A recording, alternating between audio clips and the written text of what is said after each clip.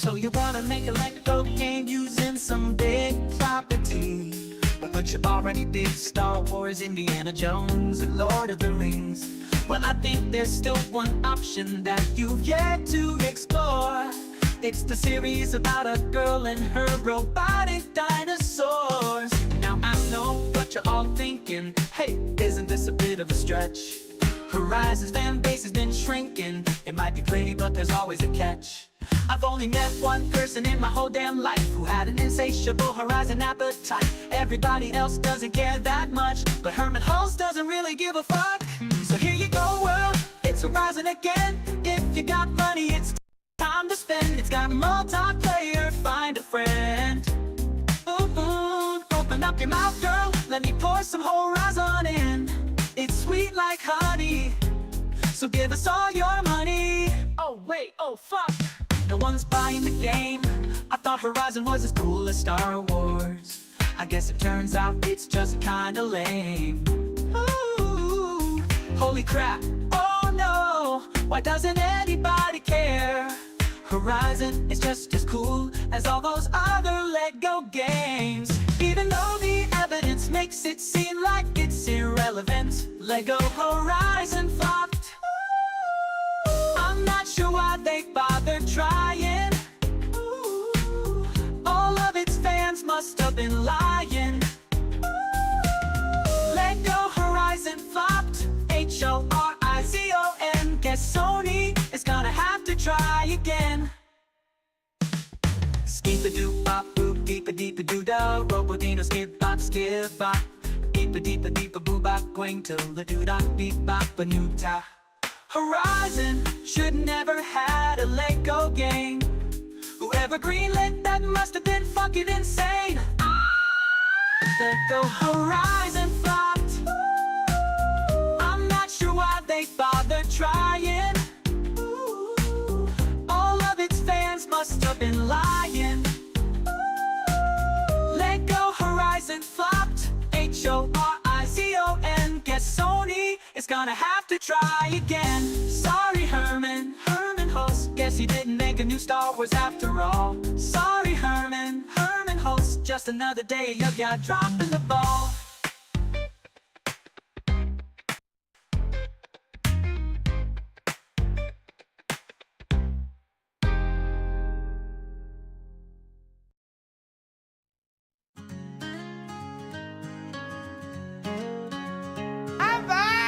I drove my rusty pickup to the local game store door.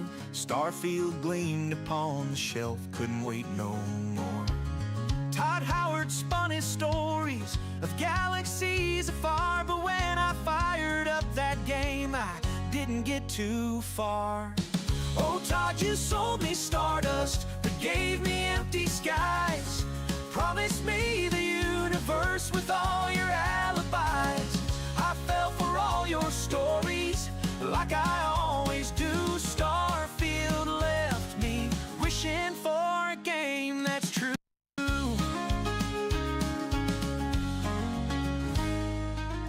They boasted endless planets, each one unique and new. But after planet number 3, I'd seen a deja vu. The critics didn't love it, gave it mediocre scores. Just another space misfire echoed across the boards. Oh Todd, you sold me stardust, but gave me empty skies.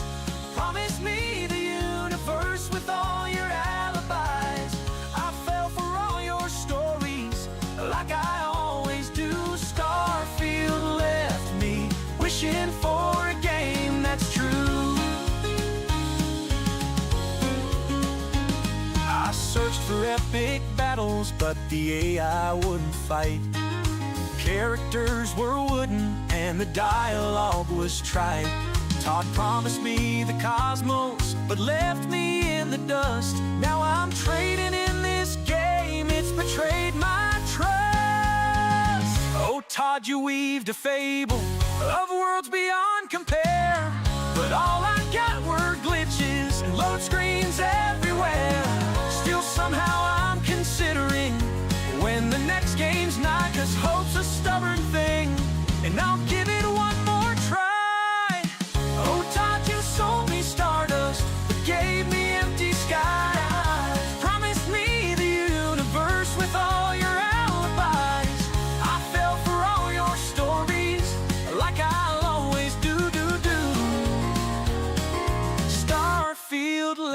me, wishing for a game that's true, true, true, true, true. Oh, Todd, you sold me stardust, but gave me empty skies. Promised me the universe with all your alibis. I fell for all your stories, like I always do. Starfield left me, wishing for a game that's true.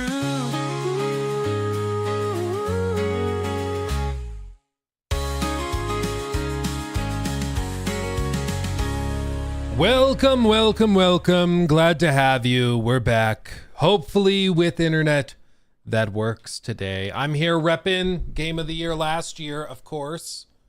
Of course. You gotta represent. Gotta represent, but hopefully the internet holds up today. I think it should, because we've officially upgraded to fiber, ladies and gentlemen.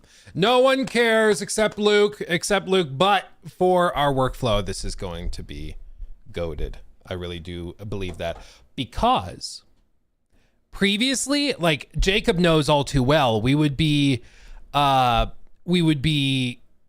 working on a video or something, and I'd be like, okay, Jacob, the game launches at 10 p.m. I'm gonna play it.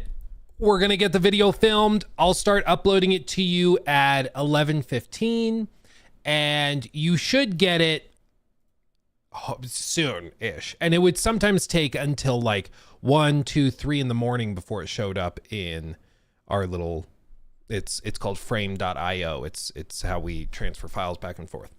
And it made it tough. And I just did a test last night, because previously we were getting about 35 to 38 megabit per second upload speed. Bear in mind, I had to pay $300 a month for that. And now I get 1100 up. Yeah, talk dirty to me, right? That's the way to do it, man. So I'm a happy camper, because now what is that, like 30 times faster? Like, it's ridiculous. So, you know, if it was gonna take an hour to upload, now it takes 2 minutes, I think is roughly how the math works out. So it's going to greatly improve our pipelines, our work timelines and everything. And the guy was telling me, he's like, oh yeah, right now we're capped at 1100, so 1.1 gigabit per second, whatever. He's like, in the next month or two, we should be unlocking it to go up to as much as 10 gigabit, which your modem's already ready to do, so you should be good. And I was like, bro, I didn't say this to the technician, but I was like, bro, I was thinking, if you got me 10 gigabit like internet, I will kiss you on the mouth. Like, that's all I've ever wanted. I could literally film a video, an hour-long video, and I could upload it to Jacob in like less than a minute. Like, can you imagine? Like, it would speed up our workflow so much, I can't even begin to tell you. I can't even begin. Because if we're doing like big events, I remember we did that preview event for AC Shadows, and they got us really high quality footage filmed off of, Ninja Atomos devices. And it was like, a terabyte of footage. Like, it was a lot. And so I had to transcode it all, and then uploading it took like a day and a half and everything. And it was just a nightmare. But now, like, that's no big deal. It's awesome. Isn't it crazy to enter into modern technology? It's great. Yeah, how much? Yeah, dude, I had to pay $300 dues, 300 freedom dollars for comparatively pretty crappy internet. And you guys know it would drop out pretty regularly whenever there was a windstorm or thunderstorm or even moderate weather. It seemed like they would lose service because they ran a lot of the internet lines through the telephone poles going to this town that I live in. And so it got to a weird point where if there was, of course, like a storm or something, or somebody crashed into a pole, it knocks it down, of course, the internet would go out. But they would also preemptively turn it off, because they're like, yeah, if there's a storm right now, and if something happened to the poles, then it would disconnect service. So we're going to preemptively turn it off to be safe. And I was like, how does that make sense? Because they would also do it, and it makes more sense with the electric stuff, because they would preemptively turn off electricity to like the whole neighborhood during really bad storms in case poles fell down. They wouldn't want to like start a fire or something, so they shut off the power to that line. That makes sense. But apparently they would also be turning it off to the internet lines and stuff, because I think those same power lines powered the repeaters and the amplifiers for the signals for the internet. And all told, it was stupid and a nightmare, and I had to pay $300 a month for crappy internet. And now we've entered into the modern era, ladies and gents. We've done it. We've done it. And we will see how it goes today if we lose service. Yeah. Oh yeah, my pings are also a literal 10th of what they were. You bought stocks on the dip, Luke? Oh baby, you know I did. You know I did. Whenever I hear that Warren Buffett is liquidating all of his positions to get cash, that is what we call a... So I was sitting on a good amount of cash, thankfully.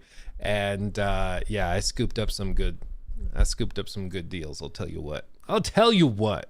So I know a lot of people are freaking out right now with the stock market. I've done pretty good. So I'm a happy camper. Tell you what, it's as they always say, the simplest advice. Warren Buffett was right.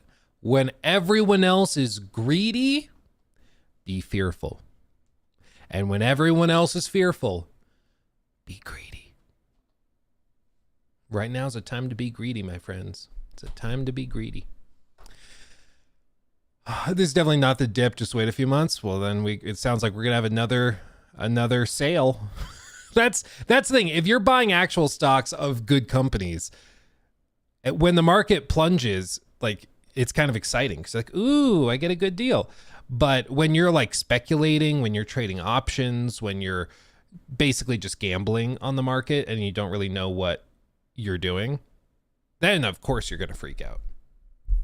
I know somebody, I will not name because they are in my family, but I know somebody who thought they were really smart playing like call options, pulls. That's also gambling. Call options, put options, all sorts of stuff like that. And they got taken to the cleaners. Like we're talking approximately like this person lost hundreds of thousands of dollars, okay, in the last week. Not like, oh, I like bought this stock and then it dipped here, so I lost money, but now it's up here again and so I'm okay. Not like that. They sold options and the options expire at a set date. And they bought them up here, and now the options are down here, and they're not going back up. So like they've actually lost all that money. But it's because they weren't investing. They were speculating. They were gambling. And shocker, they're going to lose lots of money. Because the house always wins. The house always wins. Tell you what. Daniel Andre Verkland donated 200 Norwegian kroner through Super Chat. Thank you. Good to see you, Luke. Happy to be here. I'm happy you're here too, my friend. And thank you for the generous super chat. Thank you for that. David, thank you for the 5. Do you think that similar to Tears of the Kingdom, GTA 6 has been playable for at least a year now and that they're only putting on the finishing touches? I mean, it depends what you mean by playable. If it's been an alpha, I mean, it's been an alpha, I'm sure, for like years at this point. But beyond beta, I'm sure it's also been in beta for at least a year. And part of it is just, you know, with Rockstar, they tend to be very focused on polish and refinement. So I would not be surprised if they're just polishing like crazy. It might not be the same thing as like KCD 2. By all accounts, KCD 2 was basically like done for a year, and then they were just refining and optimizing. With this, I'm not sure if it's going to be as scalable as KCD 2 was. But we'll see. And we're actually going to talk about one of the expected things from Xbox, which actually could be kind of crazy because there's a chance, you know, a lot of people have been saying Xbox is just going to lose even harder when GTA 6 comes out, because everybody that hasn't upgraded to PS5, Xbox Series X, whatever, if you have to play the game or GTA 6 on a console, you're just going to buy a PlayStation, right? Like a PlayStation 5 Pro or something if you can get it. But if Xbox can actually get this handheld device out that is roughly as powerful as a Series S, there's an opportunity for Xbox to not have the most powerful console on the market, but to have the only console that could play GTA 6 on the go, which I actually do think is a fairly compelling argument, which could be interesting. So we'll see. We'll see. Matthew, thank you for the 5. Not sure what you can say, but the hip hop in the ads for AC Shadows just throws me off. Looking forward to hearing what you have to say, my man. So when we went to the preview event, I think they were trying to respond directly to that. So back in January, they gave us a chance to see a presentation from the people doing the music and sound design for AC Shadows. So none of this is new. Like, this is stuff we've known since January. And basically what they did is they hired a band. I forget if somebody in chat knows the name of the band. They hired a band that is like Japanese fusion. I forget what they called it. They called it like Japanese fusion hip hop punk or whatever, but they're like a very experimental music group based out of, I believe, Quebec. Slipknot. Dude, if they hired Slipknot, that'd be crazy. But it's like it's a very artsy fusion, deconstruct the sound type of band from, again, I believe Quebec. I'm not certain, but I believe they're from there. But they are like a Japanese group. And their idea was it like is a cool fusion of different sounds. It's not what you would expect, because they're like, everybody would expect the game to just have flutes and some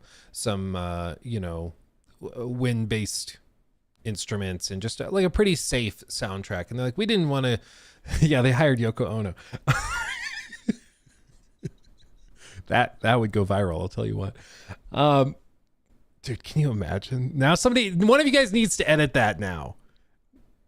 Now one of you needs to edit that. Yoko Ono does the soundtrack for AC Shadows. Just random. Dude, I need that in my life.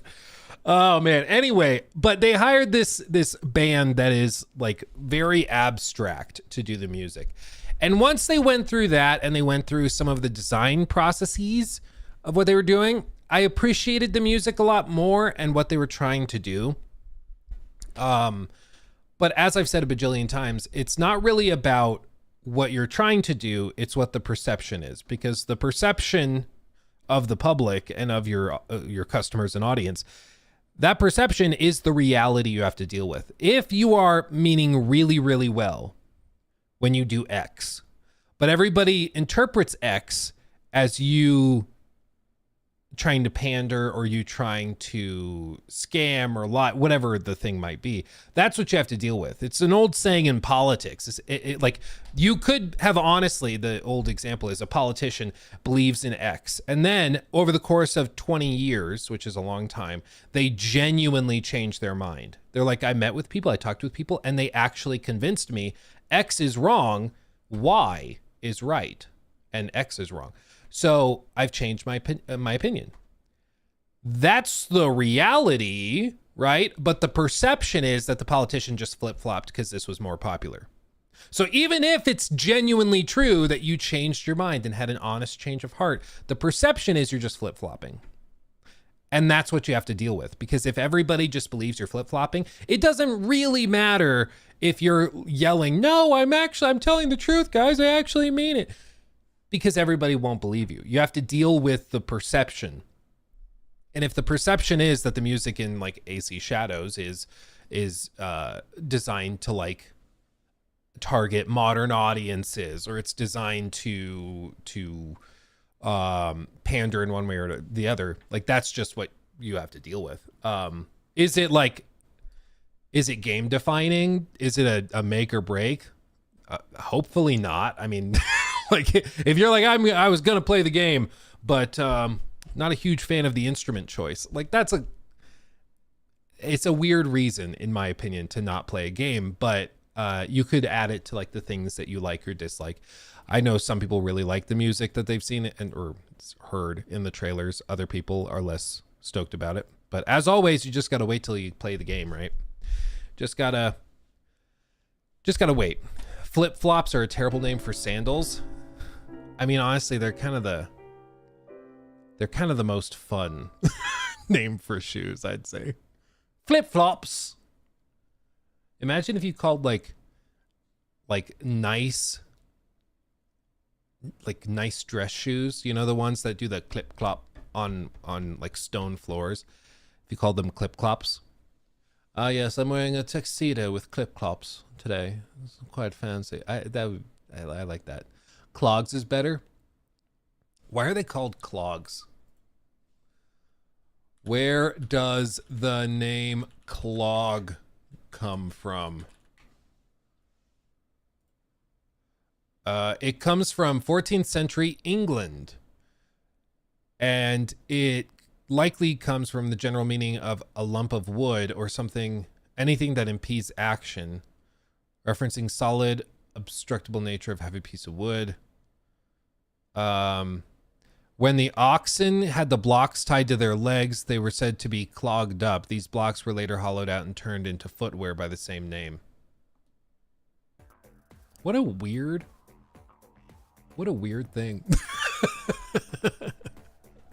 Huh. Okay. Well, there you go. There you go. Huh.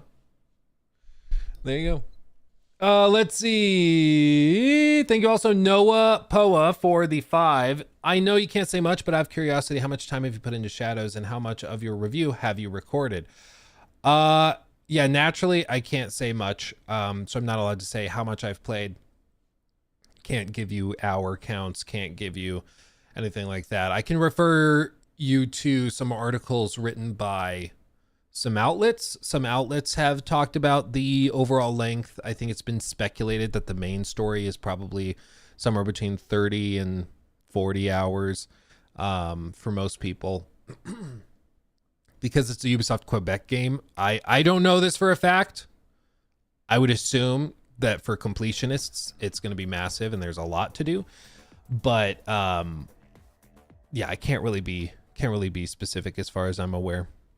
Be able to talk about it on the 18th. As for how much of my review I've recorded, I've not filmed or recorded anything of the review at this point.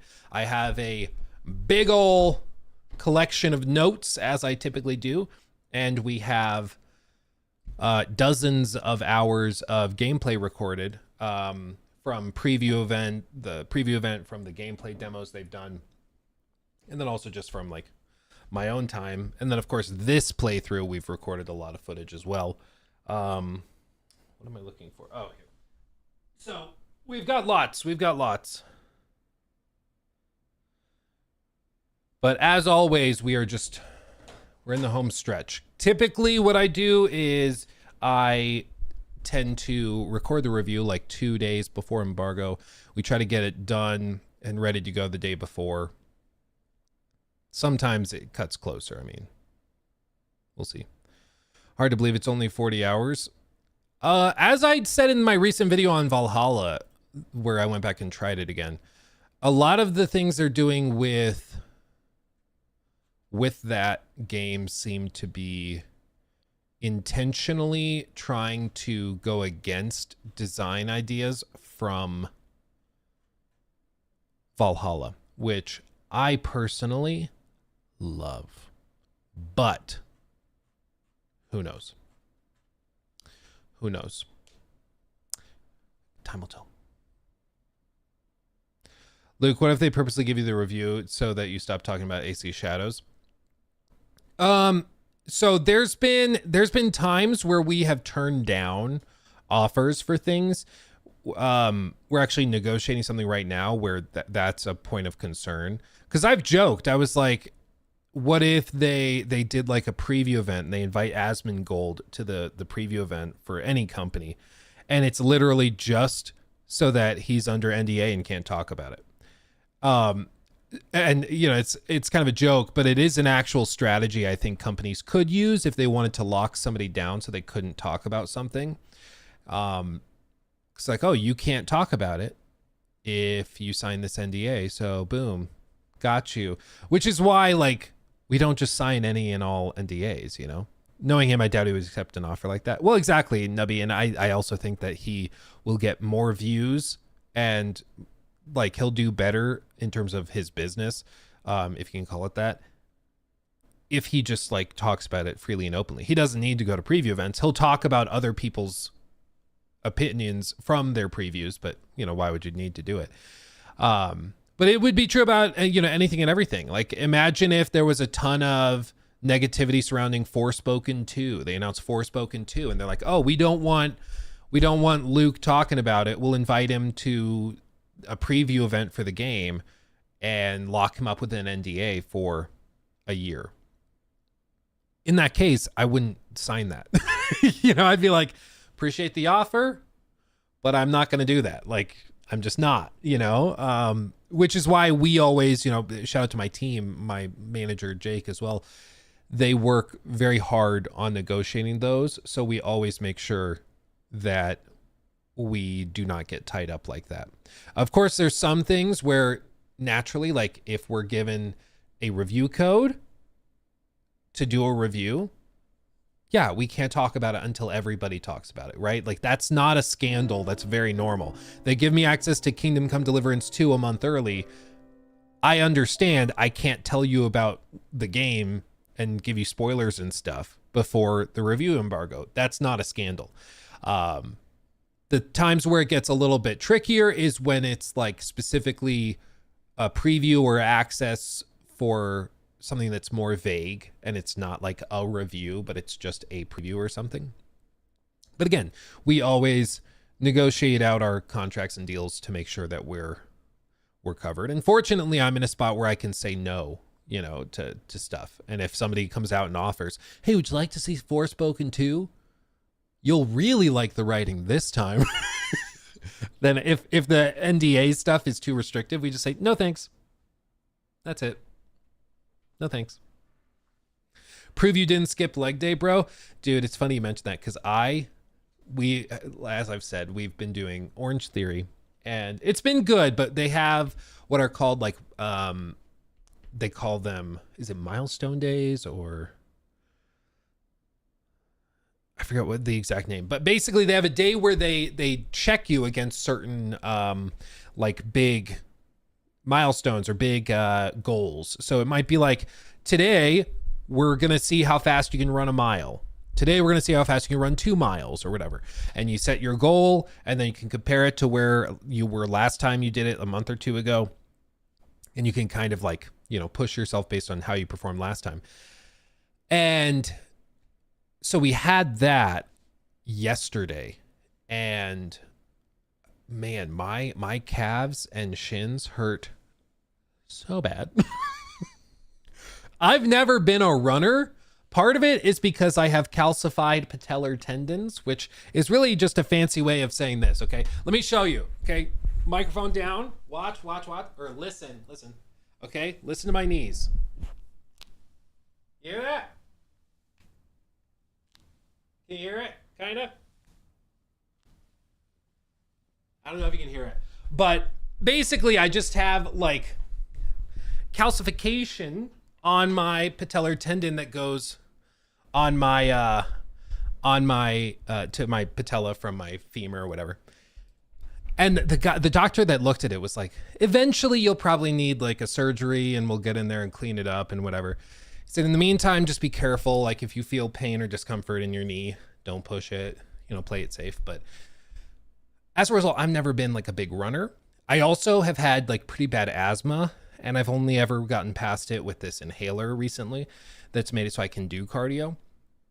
But as a result, like I've never been a runner, you know, cardio has never been my specialty. But in the last like 3-4 months, we've really been pushing it and I've been able to actually get there. Just my, let me see if I can show you. Just my, this last, where is it? Oh, can I show it without performance details maybe? I want to show it without revealing my home gym or anything. Yeah, like you can see just yesterday's thing over the course of the hour, like where the heart rates were, and like in that one workout burned an estimated like 855 calories, which is that's pretty good for a workout for an hour of cardio, you know? So it's been good, but I've been getting there, and my knees, but specifically my calves, do not like it, dude. But I'm hoping it just gets easier. If any of you guys like are big runners or anything, you got to let me know if you have any tips for getting rid of calf tightness. Are you doing CrossFit or just regular gym? No, I'm doing Orange Theory, which is basically just primarily cardio focused, but they also do a lot of strength training and stuff. But it's just been good because it's a strict class. They push you like crazy, and it's all based around heart rates because everybody wears a heart rate monitor on their arm when you are working out. And it ties into all of the devices. Like if you're using the treadmill, it pops up on the treadmill. If it's, you know, it goes up to the screen up there. So if you're not pushing yourself hard enough, the whole class can see, your coach can see, and can come over and push you. Like, it's really good for that. And it also is nice because they can track all of that. So they can track your heart rate across different exercises. And you can also know what you're capable of. Because if it's, you know, you're only at 80% of your max heart rate for what is considered safe for your age and height and weight, you know, okay, I can push it harder, you know.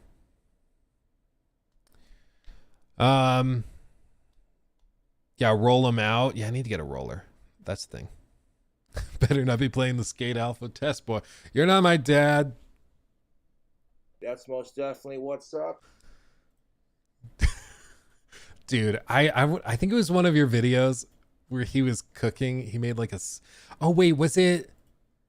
It might have been the one where he like started choking on the cheese or whatever. But dude, there was a close up of his mouth with like all of his teeth rotting out. It's getting actually like hardcore hard to watch, dude. It's hard to watch. It's too bad. It used to be kind of lighthearted and funny, and his crappy camera actually helped because you couldn't really see detail. But I swear, when he gets that camera like right up on his face, I just, man, it's hard to deal with, dude. Oh. Stretching and check your type of step pronation. See, that's one thing I heard. The guy, one of the coaches was telling me that I should look into specifically runner shoes. Because right now I just have like kind of generic on cloud, whatever, tennis shoes. I don't know. I didn't look at them much, but he said that having actual runner's shoes that can kind of force you to get your foot angled properly for running, he said that can do a lot. So I might need to try that. I get cramps in my calves and soreness, stretch for like 20-30 minutes. Yeah, see, I tried stretching a lot before. Wear clogs. Yeah, that's what I need. I tried stretching a lot before the workout started, but I don't know. I probably just need, you know, it'll get better over the next handful of months, but just have to do it. Brooks shoes are great. Okay. Runner here averaging 30 plus miles a week. Buying $30 calf stretcher off Amazon made the world of difference. Also stretch hip flexors, quads, hamstrings, and calves before running. Calf stretcher. What is a $30 calf stretcher? I didn't even know that's a thing. Oh, it's like the little... Oh. Yeah, I need one of those. I need to do something like that. Okay, thank you for the tip. I'll do that. Only workout you need is the Murph challenge. Just kidding. If you can do the Murph challenge, you are fit. What is the Murph challenge?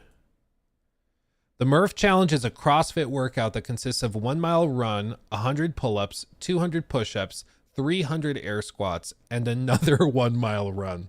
It's named after Navy Lieutenant Michael Murphy, who died in Afghanistan in 2005.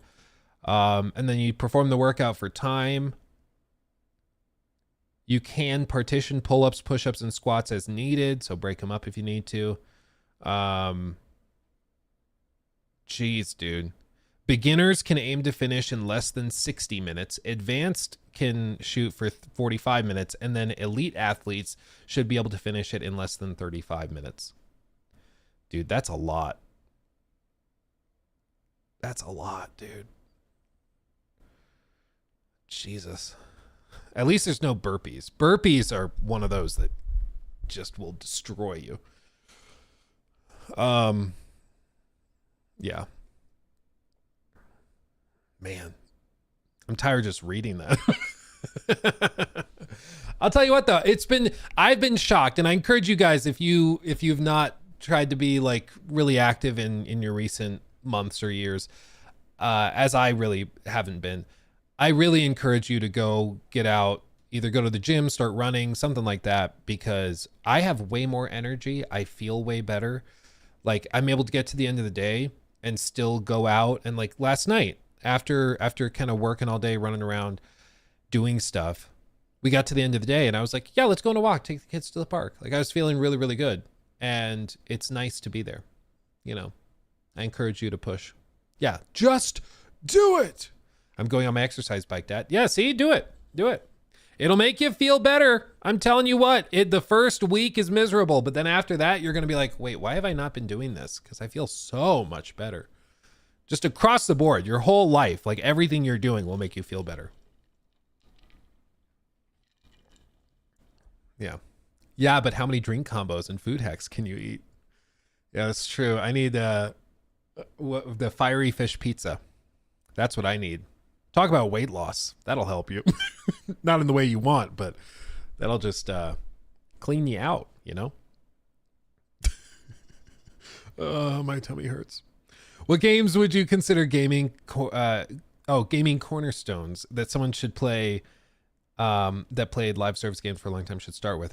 I think the like my cornerstones, my pillars of gaming in the single player space would be games like Red Dead 2, The Witcher 3. I think Baldur's Gate now is up there. That one, if you're not feeling, I think is more forgivable because it is turn-based and slower, so I wouldn't blame you. And that's one I'd maybe do specifically if you're really into story stuff, but other than that, maybe give it a little bit of time, work up to it. Because especially going from live service, which is very like ADHD, constant action, constant stuff happening, to go to Baldur's Gate or something that's a lot slower can be a little jarring. Some more like indie stuff. Stardew Valley, that's a safe bet always. Concord's a staple, you're right. Represent, of course. Breath of the Wild / Tears of the Kingdom. I would maybe start with Breath of the Wild, play that, give it a year or two, and then go Tears of the Kingdom. Because if you play them back to back, it's going to be a lot. But I do that. Breath of the Wild is a must. What's another really solid one? Elden Ring. Elden Ring, of course. I think if you've not played that, you should play that. Yeah, modern Cyberpunk I think is a really good one too. Mass Effect Legendary Edition, yeah, that's a good one if you want to sink your teeth into a massive trilogy of RPGs. That's what I'd put next to like Baldur's Gate 3. Maybe once you've done a lot of other stuff and other narrative games, you work up to those, because that's a commitment.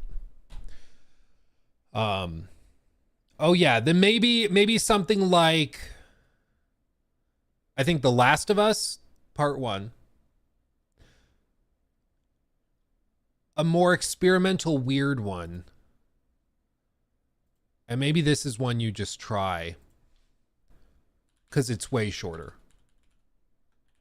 And I've recommended, you guys know, I recommend this all the time because I love it. It's one of my favorite games probably of the last decade. The Forgotten City. Started as a mod for Skyrim, made by like 3 people, but mostly by one guy. And it's just a really straightforward game about a time loop, basically, that you're trapped in. But it's very well written. It's super clever if you think like, oh, I wonder if I can do this to get around the time loop this way. You can. Like, they thought of everything. It's brilliant. I love this game. And if you want to see like what the power of creativity and then also good narratives in games can do, this is a great one to start with. It's often on heavy discount. You're also supporting a small team. This one I think would be a really, really good start because it's also shorter. I mean, it's like, I think you can play through most of the endings within like 7 hours, maybe 8 hours, 10 hours. I don't know. It's been a minute, but yeah. That's one of those games for me that I play and then I don't touch it for like 2 years. So I forget as much as I can and then I go back. Yeah. Yeah. But that's a strong recommend. And also Plague Tale. Yeah. Plague Tale Innocence followed by Plague Tale Requiem. Easy recommends. Yes, absolutely. But you got to play them like back to back. And man, it's good. But anyway, yeah, I could go on all day. I'll tell you what. Seth, thank you for that one, Luke. Just do it. You're damn right. You're damn right. I just finished Split Fiction, says Aiden with the $5 super chat. Thank you. Part 2, I won't spoil. The last chapter was incredible. I was mind blown. Yeah, Aiden, that's the one I alluded to in my review where I was like, I don't know how they're able, like, no spoilers, of course, but the sheer number of assets and how much stuff is changing on screen, I don't know how they're doing that. It doesn't make sense. So, yeah. Easy recommend. Easy recommend. Requiem is the greatest ending. Well, dude, so I wonder if I can find that. I was watching, let me see if I can find it. Yeah, here it is. So one of the like old school channels, one of the old school channels that I watched a ton back in the day, and this is going to be a deep cut. This is going to be a deep cut. Okay. Do you guys remember The Know? Do you remember The Know? We're talking years ago, like 5, 6, 7, 8 years ago. Do you guys remember that? This is a deep cut. This is like height of YouTube. Oh, YouTube's like crashing out for me. We're stable on Twitch, but for some reason the YouTube stream is like crapping out. You might have to refresh if it's being bad to you. Anyway. But what I was saying is The Know was this old school group. I believe they started with Rooster Teeth. Correct me if I'm wrong, but I think they did. And they had a channel, a series of channels, but primarily what they would do is they would cover video game news. And it was like a weekly news roundup show that was just really, really clean, really tight. It was super, super well produced. It was just really good. That eventually went belly up and disappeared and kind of died out. But it has sort of spiritually lived on as Inside Games. And these guys, you might recognize because they are also OGs of the industry, been around forever. But I like popping in and watching their videos. Because usually, like, I stream every day. Like, typically, I will see whatever they're talking about before, like, they get their video out, which is part of the reason I think The Know kind of died out was because turnaround time with streamers and streamer reactions just got good enough that there wasn't really room for daily upload, like, news shows anymore. I think that's a big part of it. But anyway, they were talking about, where did it go? The Last of Us. And you just mentioned how Plague Tale Requiem's ending was really, really good and goated. And specifically what they're talking about in this video is also like The Last of Us 3 and Neil Druckmann kind of backing off of it. But they were talking about how they felt like the ending of The Last of Us Part 2 was super non-committal, which I thought was interesting and is a clear contrast to Plague Tale Requiem.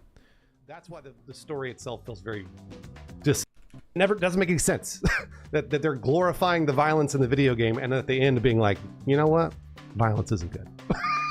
I don't like that. That felt wrong to me. So that's why the story itself feels very dissonant and This doesn't resolve itself correctly.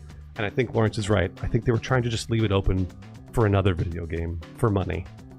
Yeah, because spoiler alert, Last of Us Part 2, spoiler alert, plug your ears if you don't want to hear it. Oh, maybe what I can do. Okay, here. Here, I'll do this. And then select font. Hold on. Of course it has to be the right font. I'm not some buffoon. There we go.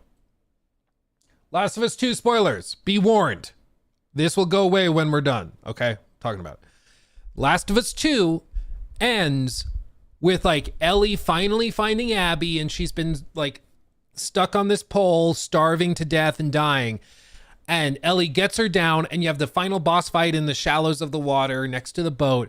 And then it ends with Ellie kind of giving up and being like, I can't kill Abby. Even though she's like drowning her, she can't do it, because the whole point of the game is that you have to let go and you have to move on, and it's not worth, you know, vengeance and revenge is never going to be the answer. And my frustration, okay, is just that The Last of Us Part 2 is exactly what it appears to be from the beginning, okay? From the beginning. It is not any deeper than that. It's like, yeah, we can see from the outset, oh, this is going to be a story about like Ellie going after Abby and then Abby going after Ellie, and the lesson is going to be that revenge and violence isn't the answer, and at some point you have to learn to forgive and move on from your traumas. And you might think that they'd shake it up and surprise you at some point, but they just don't. Like, that is the game. So it's not really a story that goes anywhere. It's a flat line, and you know through the whole thing exactly what's going to happen. And so I can understand why people might not like that, because it can get kind of exhausting by the end, and for it to not do anything really surprising or interesting other than what you've seen before or what you've been expecting. I can understand why some people wouldn't like that. I still think The Last of Us 2 is a masterpiece in many, many ways, but I do think the message and the story they were trying to tell would have been much better received and appreciated if it were in a different IP. I also think there's like pacing issues all over the place. It goes too long. It's miserable. It's in many ways a misery simulator through and through. And shocker, a lot of people don't like playing misery simulators. But you compare that with the ending of Plague Tale Requiem, which I will not spoil, but all I will say is that the ending of Plague Tale Requiem is the polar opposite. It is like, you didn't think we would do this, and we're going to have to do it. You know what has to happen. You keep hoping, and you think that we're going to like chicken out. We're not going to commit. You think we're going to do an open-ended thing to set up a sequel nice and easy. And they're like, no, we're doing this. Misery simulators to life. I think that's actually pretty close to exactly what Lawrence says. Yeah, here. Right here. It's funny you say that, because this is like literally exactly what he said. Part 2 just felt like a lot of pointless suffering, which can still be art, I guess, but I get enough of that in the real world. I don't need it in a video game. Anyway. Yeah. And that's why for a lot of people, if they're like, I don't want to play that. Can you blame them? Can you blame them? So anyway, I highly recommend you go play Plague Tale Requiem. Easy recommend. It's great. It's really good. I saw one guy on X saying that AC Shadows will do bad because there's negativity surrounding it. Do you think that's true? Not necessarily. And that word necessarily is key. There's games that have a lot of negativity surrounding them that do very, very well, like The Last of Us Part 2. It leaked. It was getting piled on. People were freaking out about it. It had maybe just as much, if not more, negativity surrounding it than even AC Shadows. It's easy to forget because it's been 5 years, going on 5 years.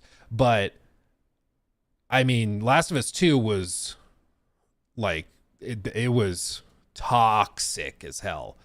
So it was facing down that, but at the same time, it ended up selling very, very well. It ended up getting reviewed very, very well. For a while, it was the most awarded game in history. I believe Baldur's Gate took that trophy away, but for like years, it was the most awarded game of all time. So just because there's negativity surrounding a game does not mean that it does poorly.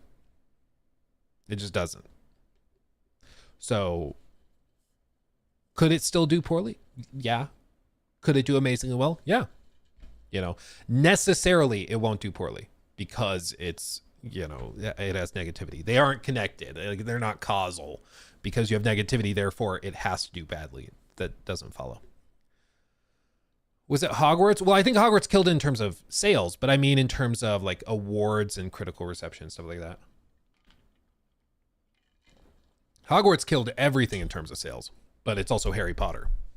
So, okay. Anyway, I recommend you go subscribe to the Inside Games crew. They post gaming updates. They have good chemistry together. They've been on kind of a roll recently with some of this stuff, and I can easily recommend it. It's a solid channel. I think they're getting their groove. They're getting their groove. Okay.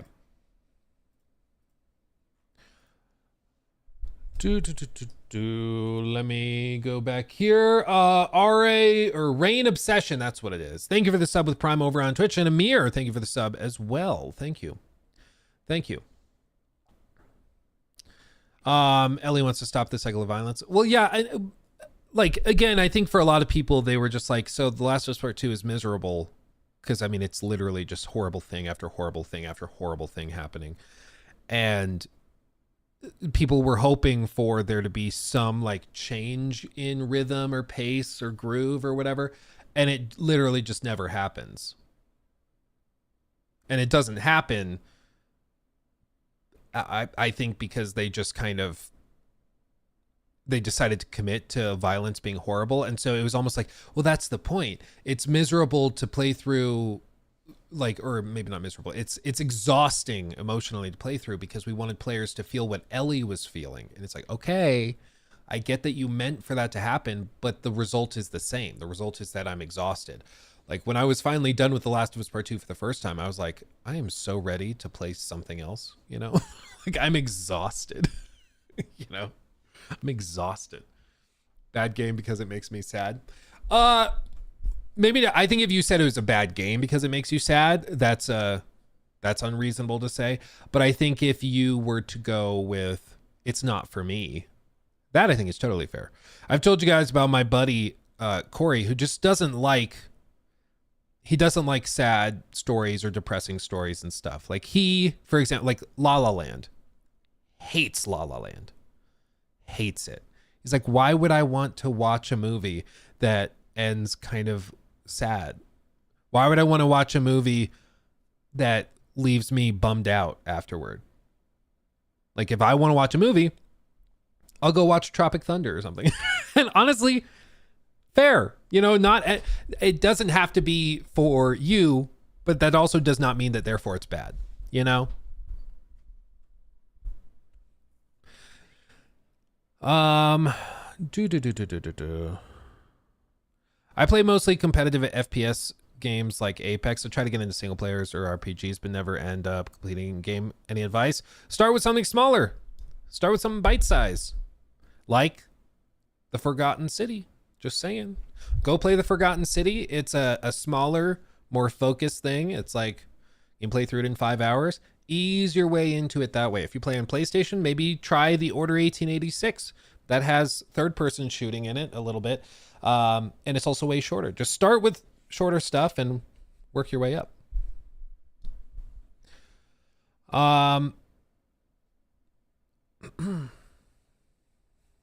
Rise. Oh yeah, Rise Son of a Rome. Space Marine 2. Space Marine 2 has a pretty solid campaign. It's also way shorter, you're right.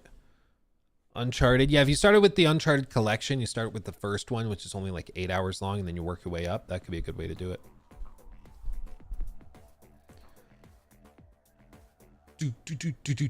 Thank you, Ludwig. Ludwig77 donated $9.99 through Super Chat. Thank you. Hey Luke, was wondering what are your current thoughts on the Switch 2 and if you're excited for it. Also, do you think it'll sell out fast? I never had the Switch one but looking to get the second because MK9. I think so. For one, I'm excited for it. I'm excited to see also what their lineup is like. I do think the industry is way different than it was for the original Switch, and unless they have some killer exclusive like first party games, I don't think it does as well as they're hoping, because I think with the ROG Ally, the Steam Deck, a core pillar of the original Switch's like appeal is gone. Because one of the things that kept the Switch going for so long was that it was the only way to play third-party games on the go. And if you didn't have that, like, you're just screwed. You know, because there weren't there wasn't a constant flow of first-party games like Mario or whatever. But now with the Steam Deck, with the ROG Ally, with the Legion Go, with all these other handheld gaming devices, allegedly an Xbox One by the end of the year, now there are other devices more capable of playing modern AAA games on the go. So Nintendo's only major appeal will be ease of use if the ports are really, really good, or first party games. And you know, I remember buying a lot of stuff on the Switch because I couldn't play it anywhere else on the go. Like I remember buying Black Flag / Rogue. I think it was in a collection where you could play both games through one executable on the Switch. And the idea of playing Black Flag, like while traveling or on a plane or laying in bed, that was super cool. Nowadays, just get an ROG Ally or a Steam Deck and you're good. And you can play way more at higher fidelity and stuff. So that appeal of the Switch probably doesn't apply in the year of our Lord Todd Howard 2025. So they have to have like first party stuff. And we'll see. I mean, we'll see if they do. I think if they launch just with Mario Kart 9, it'll sell well, but I mean, besides the first initial spike, I think it'll trail off fairly quickly. I think they have to have stuff like a new Animal Crossing, a new Mario. They've got to have some other first party stuff lined up, which I think they do. As for like selling out and stuff, there's been hardware leaks going back like 5-6 months, which hardware leaks traditionally only start to creep up once manufacturing starts, which would imply that they've been manufacturing by the time it launches for 3, 4, 5, 6 months, which would be crazy, because that would mean that they very likely could have millions upon millions of units ready to go at launch, which I think is the way to do it. You're not going to be able to fight scalpers in any way other than tying it exclusively to like Nintendo accounts and seeing how old they are and if they were active on the last platform, basically selling it only to currently existing customers to avoid scalpers buying them with bot accounts and stuff. But that sucks because people who are trying to get into the generation, into Switch for the first time, won't be able to buy it. So the other solution to getting rid of scalpers is to just flood the market with inventory to make it so, yeah, scalpers can buy 100 units and we still have more. So they'd be buying them to try and flip them for more, but you can go buy it at retail price at MSRP, so scalpers will give up and stop buying them. And that, I think, is the route they're taking. So my expectation is that they're just going to flood the market with inventory. And I would expect, especially after the troubles they had with the Switch originally and also with PlayStation 5 and those devices back in 2020, I think they're just going to try and take the route of maybe even over manufacturing. I think they're going to have tons of inventory. But yeah, I'm excited. I think it's all going to come down to first party stuff though. They really, really need a lot, and we'll see if they've got it. Let's see. Forged Horizons. Let me see this one. Thank you for the 25 months of membership. Ooh, baby. Do you think the game industry people will actually give Squadron 42 a fair shot when it releases, or will they go with negative SC bias, 900 mil to make? I mean, there will be some of that. When you've spent or raised $900 million by the time it comes out, expectations are high. You know, people are not going to tolerate bugs. They're not going to tolerate anything being less than quadruple A quality. So the standard will be high, as it probably should be, frankly. They have more money and they have more time than almost any other developer in the industry to make these games, Squadron 42 and then the Persistent Universe. So I think it's fair for people to have high expectations. But we'll see. I mean, I think they've got to do a more traditional marketing like style for it. I think they need to do like a preview event and they need to send out review codes, and they're going to have to do stuff like that. I think they need to launch on like Steam and those big platforms that are established, and they'll have to go more traditional with it for it to be treated more normally. But we'll see. But that's the easiest way to overcome that negative SC bias, is to just impress the crap out of people. Put out something that's amazing that they can't really argue with, and then yeah, everybody will shut up real quick.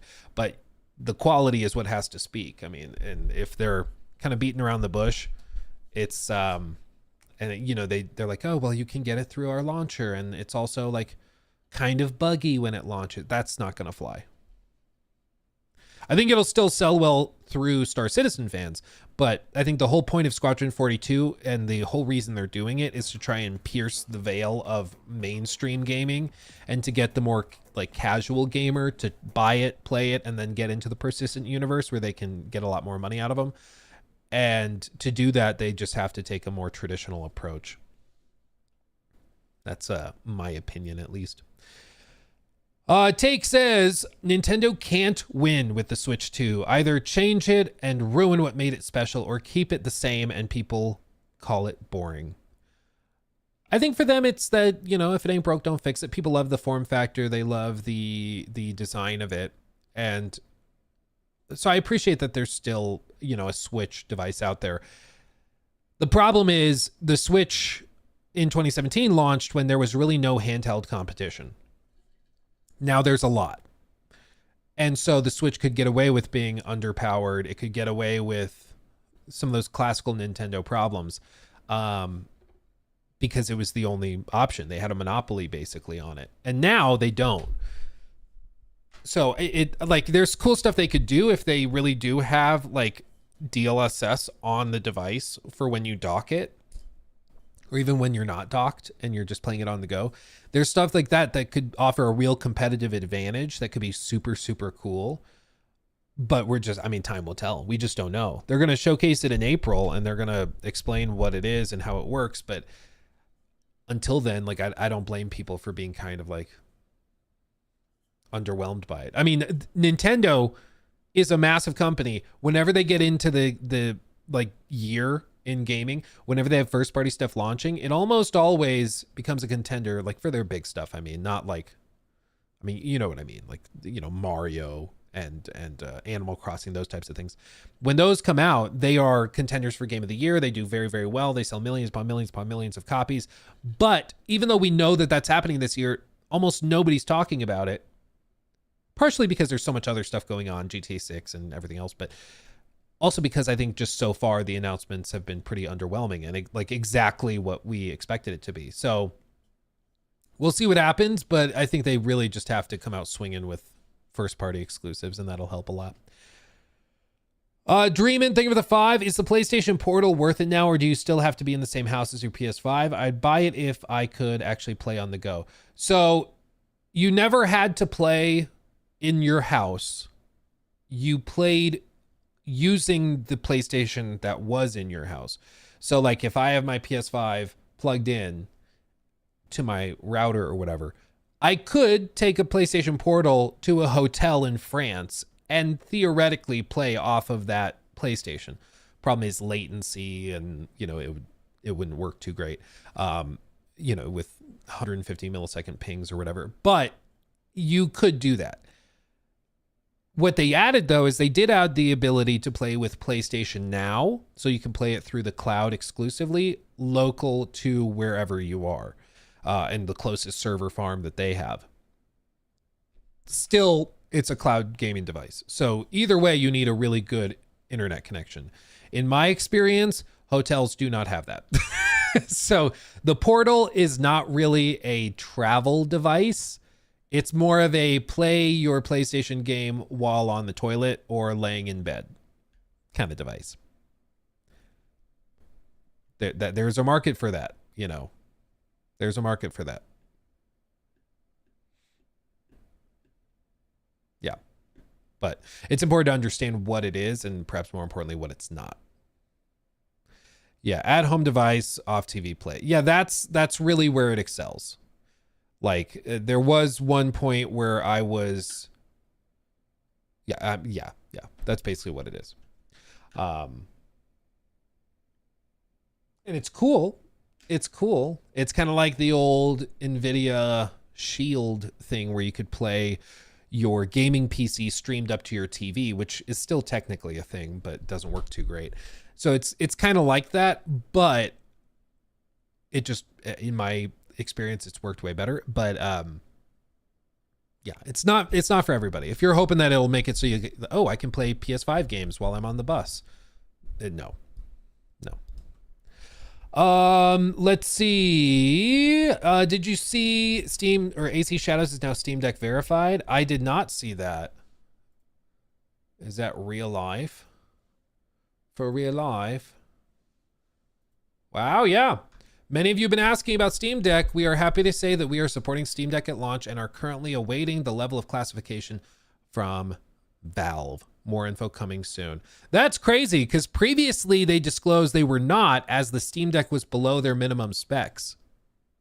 Because I remember they sent me like an email asking for me to like put in questions for the technical team that they eventually put into their like tech article. We looked at it on stream where I actually had a question. I forget which question of mine they used, but they asked a bunch of people to submit questions for them.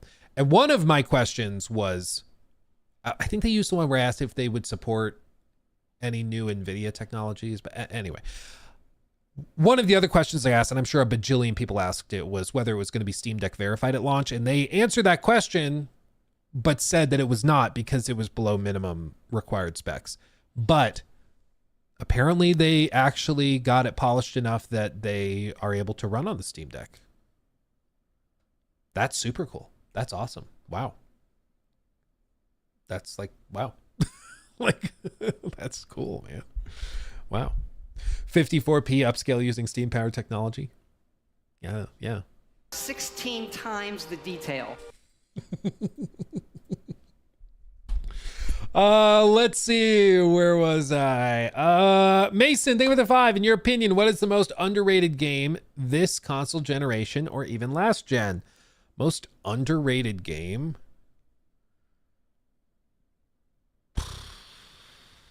I mean, the fact that KCD2 only has an 88 on Metacritic only is, in my opinion, a crime. I think that should be like 88. KCD1 is very good. A lot of people didn't play it because it was pretty rough at launch. It's way better now. Horizon Forbidden West, how dare you? I don't know, man. Underrated from this gen.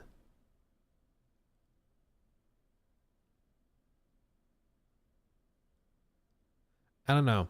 I have to think about it. Because I'm sure there is one, but it's not jumping out to me right now. Seafood Days Gone. I mean, Days Gone was 2019, and I think now it's kind of made a resurgence. And people talk about it way more positively now, but you know, when it launched, a lot of people didn't give it the time of day. So maybe you could say that. I also still insist AC Odyssey deserves more love.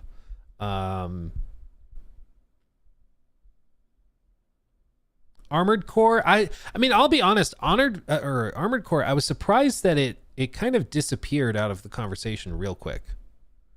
Like, really quick. It came out, some people played it, and just kind of moved on.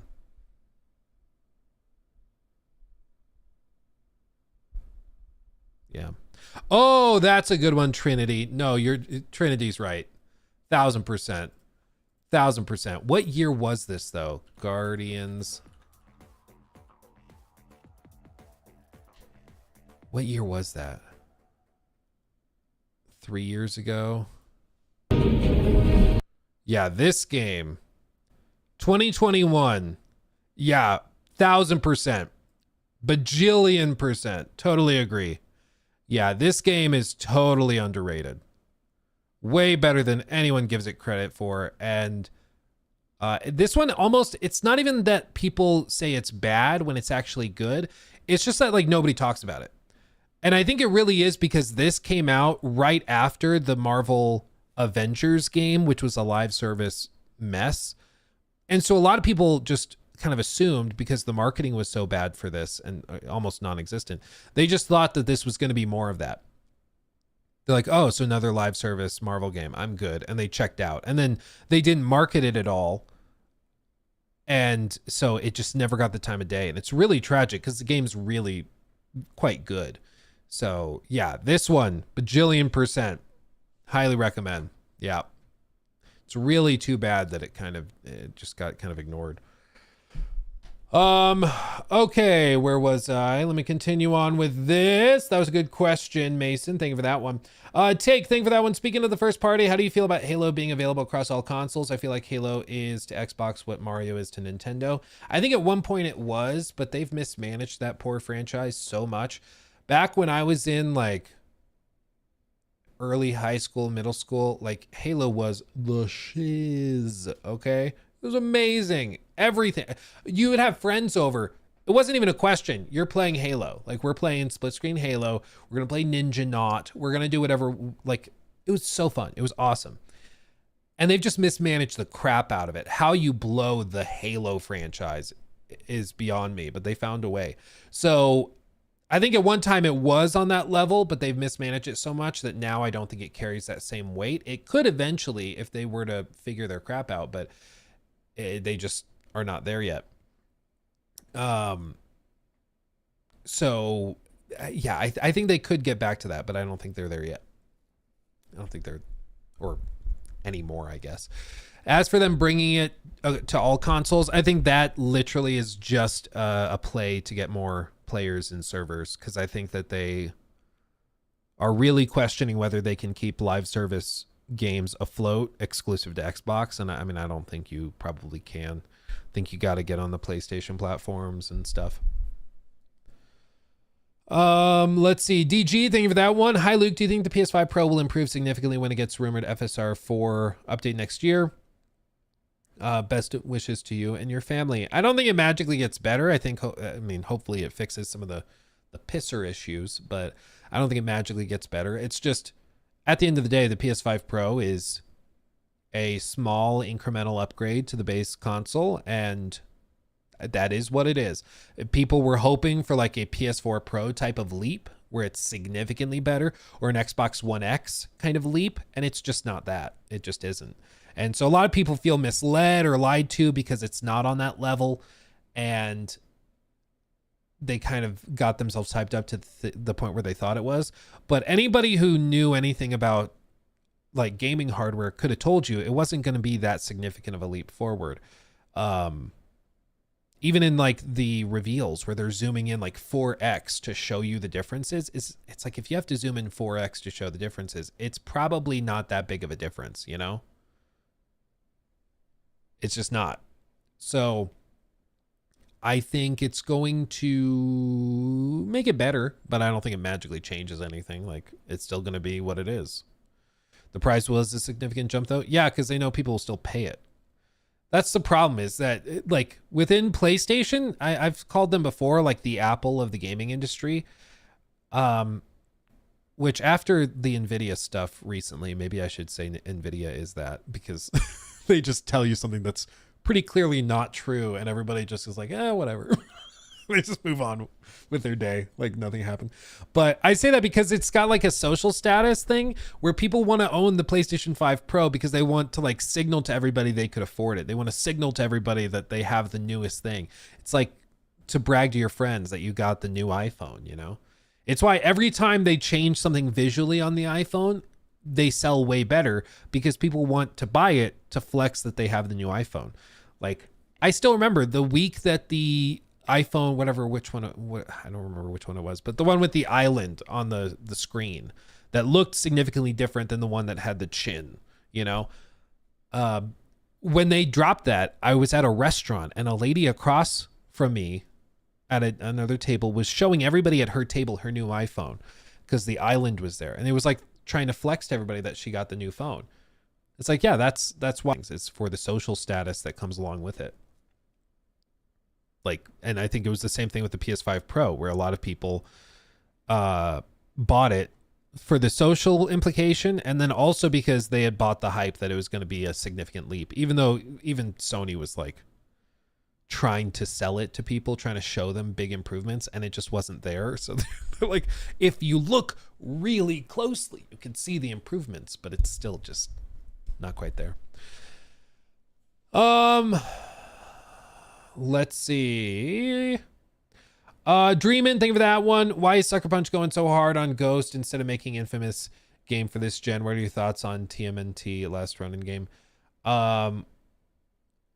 TMNT, I don't know hardly anything about it, so I unfortunately don't have really any thoughts. So I'm sorry I don't have many thoughts on that. As for them going hard on Ghost, I think it literally is just Ghost has a lot of name recognition right now, and for Sony that is a layup for getting people excited to show them the next gen version of that franchise.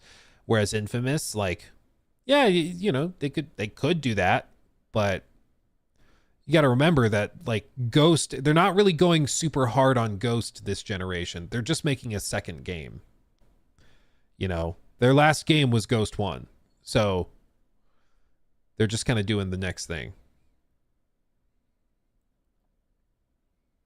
Yeah. Imagine carrying your PS5 Pro in a box wherever you go in the mall just to flex it every day. Well, dude, not quite on that level, but there are, and I encourage you to see, you'll see some of these like PlayStation fanboy channels in the background when they get it, they leave the box. They leave the box out and they're like, oh, yeah, my PS5 Pro, I just unboxed it and set it up. I'll just set the box there. I'll leave it in the background.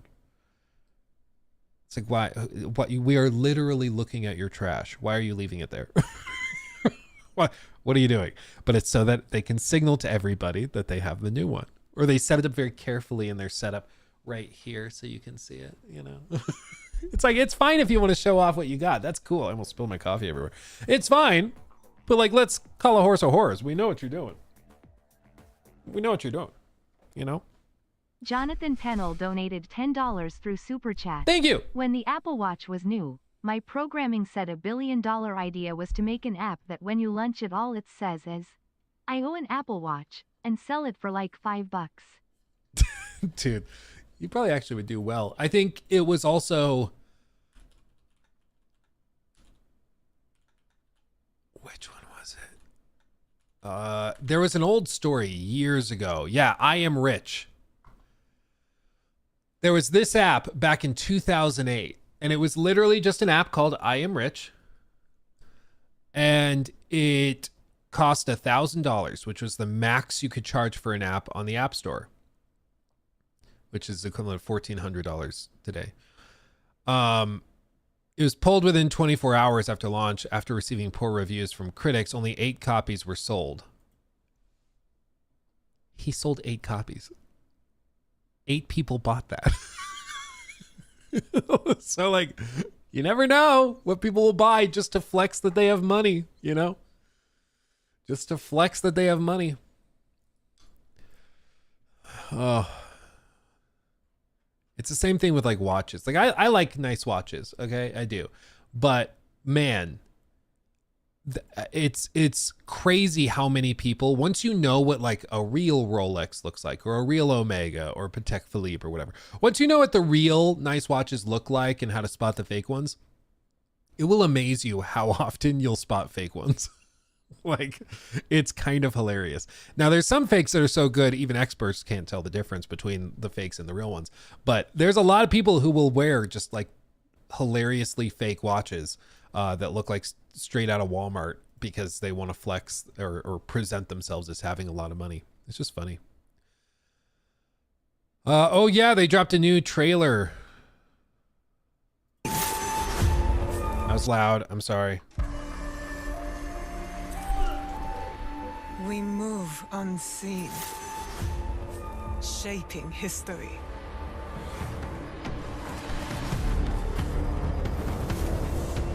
Against corruption. Dude, I know we're watching a trailer, it's a cinematic trailer, but still.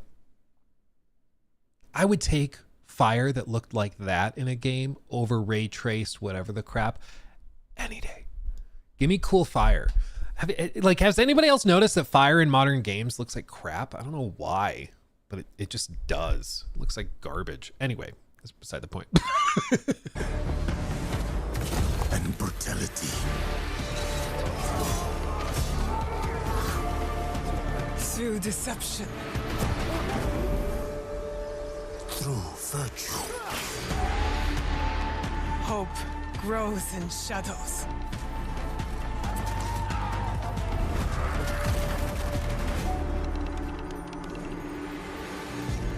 A promise whispered. A vow declared. An allegiance sealed in blood. From darkness. A new dawn. Justice is forged in the shadows. Bada bing, bada boom. Yeah, it's a clean trailer. It's a pretty clean trailer. I'm actually surprised they haven't launched that sooner, but I mean, it's a clean trailer. And also, again, got to give credit where it's due, including an expansion that's 10 hours long. That's pretty cool. That's pretty cool. But we'll see, because reviews drop on the 18th, so I'm sure we're gonna have lots of stuff to talk about, you know.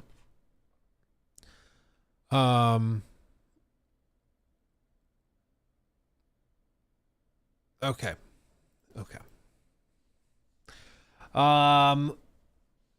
Let's see. Let's see. Take. I know Ubisoft has its problems, but the hatred towards this game online has felt completely manufactured and unnecessary. The thing is, the things I've read, shaking my head. Yeah, I mean, there's a difference between like valid critiques of a game and concerns over like writing or gameplay systems or, you know, different things like that. Things that they've cut from Valhalla moving into Shadow. Things like that. Those are valid critiques and discussions to have. Like, I had one guy come into the comment section of one of our videos. And I mean, I've told this story before, but he was like, yeah, so it seems that Ubisoft is paying off YouTube because it keeps censoring all my comments about the game. So even when I go on to like one of Luke's videos talking about the game and I leave a comment discussing it, YouTube will flag my comment and hide it. And I was like, hold on, let me see. Because you're implying like corporate payoffs to censor it. And I looked up the guy's username in our comment, like community tab or whatever. And this dude, I won't say exactly what he was saying, but you know Yasuke's in the game. You know his skin color. This guy was going through and in his comments, he was referring to certain distant cousins of Homo sapiens that live in like rainforests and live in trees and stuff. He was bringing up those creatures and saying many other horrifying things. And then he's like, yep, I'm being censored. It's like they don't want valid critiques. And it's like, bro. Yeah. It's brought out some pretty horrifying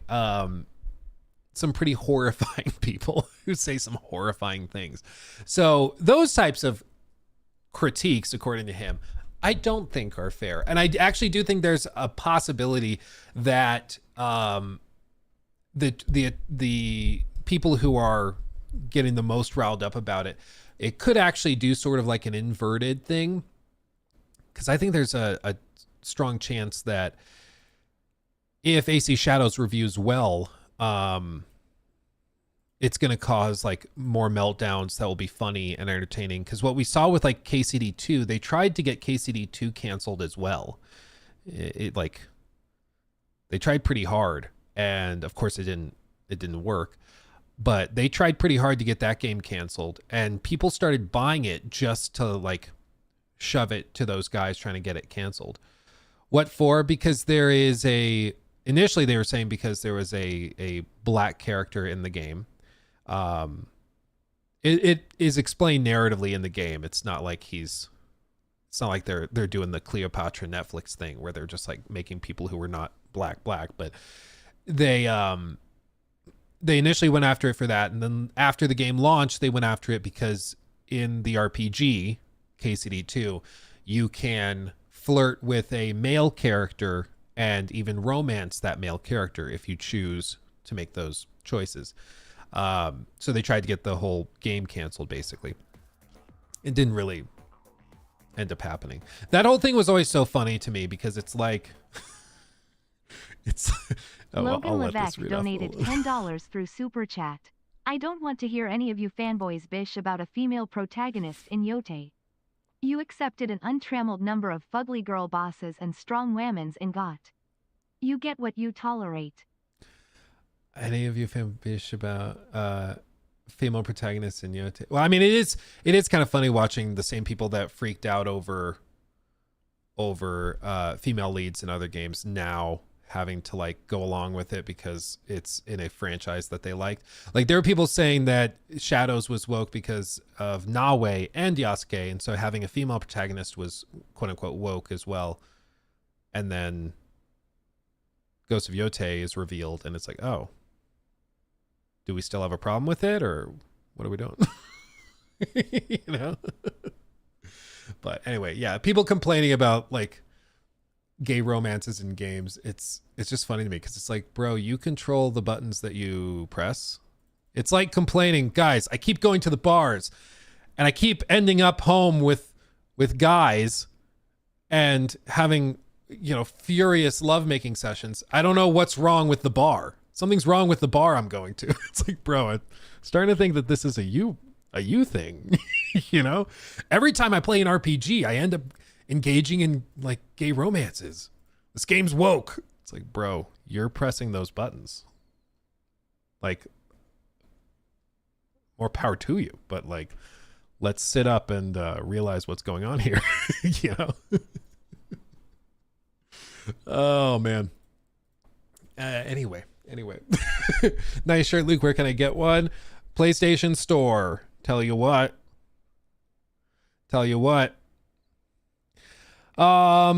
Let's see. Oh, we read that one. The only phones to care about are foldables. The rest of the phones have stagnated and are boring. Yeah, I'm just hoping that Samsung can figure out their folding Note or Z Fold 7. I want a wider front screen. Give me that. Give me the Pixel form factor and layout, but a Samsung device and software. Give me that and I'll be happy. Do that. Okay, I think we're caught up. I think we're finally caught up. Okay, go team. Go team. Okay. Let's talk about this real quick. So, news segment. So you guys remember how a little over a month ago, EA responded to the not great reception of Dragon Age The Veilguard while talking on like an earnings call, going through their numbers and their books and everything, adjusting guidance because it didn't do great. This was the article and the time where they said that they engaged, quote unquote, 1.5 million players with Dragon Age Veilguard, falling short of almost 50% of what they had expected. The term engaged, doing a lot of heavy lifting, because that is not sold 1.5 million copies. It's engaged 1.5 million players, which suggests that they're counting like returned copies. They're counting maybe people using family sharing sales. Like I think they're really stretching to hit that 1.5 million player number. It's probably more like 1.3, it would be my guess, but either way, they still fell 50% short of what they had expected internally. Which tells me two things. I mean, number one, it tells me that I don't think they were ever expecting this to turn a profit. I think they knew that it was going to lose money after being in development for so long and changing from like single player to live service back to single player. I think they knew they were going to lose money. They just were hoping to lose less money than they ended up losing, but they still lost a lot. And the second thing is that Veilguard, I mean, it severely underperformed. And I think it reaffirms something that we've seen a lot, which is that word of mouth is a powerful thing in the games industry. You have to have positive word of mouth. Otherwise, your game will tank. Like, we are not in the age of 2012 gaming anymore, where you are primarily trying to get the Metacritic score high. Like, that helps, certainly. But if the game is really good and people are telling their friends to go buy it and play it, that will do way more than an extra couple points on Metacritic. Because what happened with Veilguard is that they locked down the review period and process. They only gave codes out to reviewers they considered kind of safe bets. And that kind of backfired in a couple instances, like with Maddie and SkillUp, who, you know, trashed the game and panned it. And then they didn't give codes out to a lot of other people they had promised it to. So there were just some weird things that happened with it. But, you know, it kind of went the way a lot of us could have, you know, expected it to. And it's too bad that it ended up the way that it did, because I thought it had a lot of potential based on that preview event. It just turns out at the preview event, they showed us literally every single cool thing the game had. And then everything else in the game was kind of bad, but they heavily implied and even outright said that, no, there's way more choices in the rest of the game. This is only Act 1. There's tons more to see. And I was like, if that's true, this is going to be awesome. Turns out it wasn't true, and that they showed us literally the only cool stuff in the game. But anyway, that's beside the point. With this, though, they said that they thought they knew why this had happened. And basically, the argument from EA was that Andrew Wilson said that the games needed to align with the changing expectations of players who prioritize quote-unquote shared world features and quote-unquote deeper engagement alongside compelling narratives. In other words, he expected the game to have been more successful if it had featured live service elements, because that verbiage, shared world features, deeper engagement, that all means live service. That's what he says when he discusses FC, Madden, all of their live service games. That's what he says. Deeper engagement, shared world features with different rosters and things. That's what he's talking about. So this is pretty bizarre, because I think anybody who they needed to buy Veilguard would say more live service features would have done it even more of a disservice. Like, even fewer people would have bought it and engaged with it if they were like, ooh, yeah, and it's also gonna have a battle pass. Like, no, that would have pissed off even more. So it's just delusional. But as with all of these things, there's kind of two sides of the coin, right?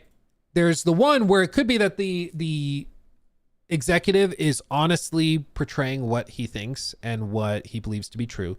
The other side of it is that it could just be that he's telling investors what he thinks they want to know. That's been the trouble with Warner Brothers games as well, because they've been telling investors, we want to take all of our big IP and turn them live service. That's the future. Which would imply their biggest game that's upcoming, Hogwarts Legacy 2, it would imply that that will have live service stuff. That's what they're suggesting to investors. But then Jason Schreier comes out and says, nope, it's not being developed as live service. It will be purely single player. So they're telling investors one thing and they're doing something else, or at least it appears to be that way, which is very interesting and causes, you know, frustration and concerns with investors. But then, you know, with EA, you don't know if they're being honest, that they actually think that Dragon Age would have done better if it was live service. I wouldn't be surprised if they honestly think that, but you just don't really know. Either way, though, EA just published another game, which is already in the contention for Game of the Year, which is Split Fiction. Actually, the highest rated on Metacritic game that EA has put out in, I think, close to 10 years, maybe even more. It's been reviewed very, very positively. And it's already sold over 1 million copies in its first 48 hours, which is a tremendous milestone. I mean, that's fantastic. And it seems to be significantly outperforming It Takes Two, which of course won Game of the Year in 2021 and was received very positively as well, obviously.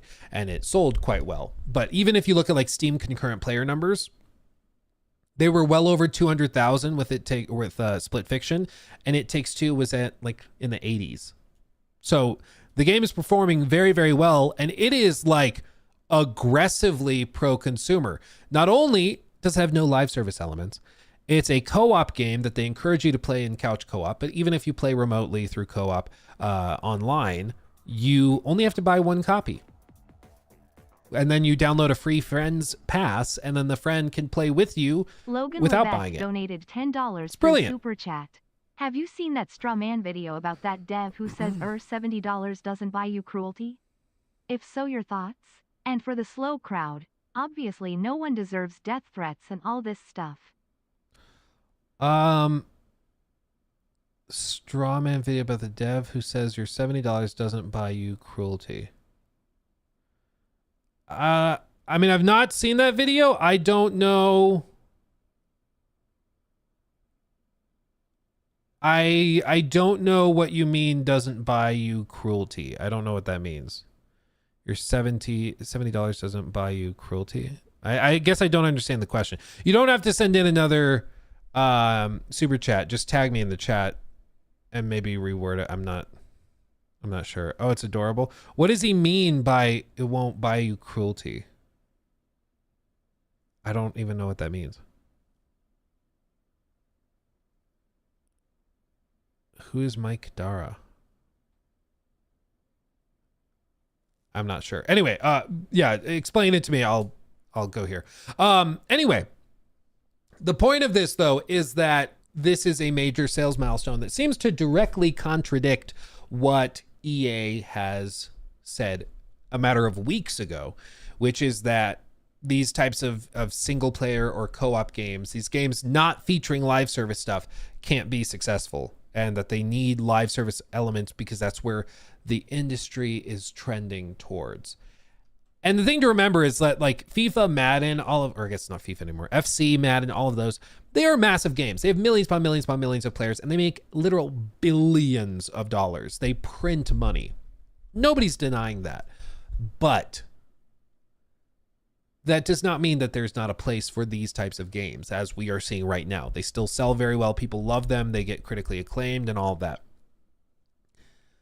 But I think what happens so often with these executives is that they look at the massive exception to the rule, the massively successful live service games, and then they say, oh, so millions upon millions of players are playing Madden.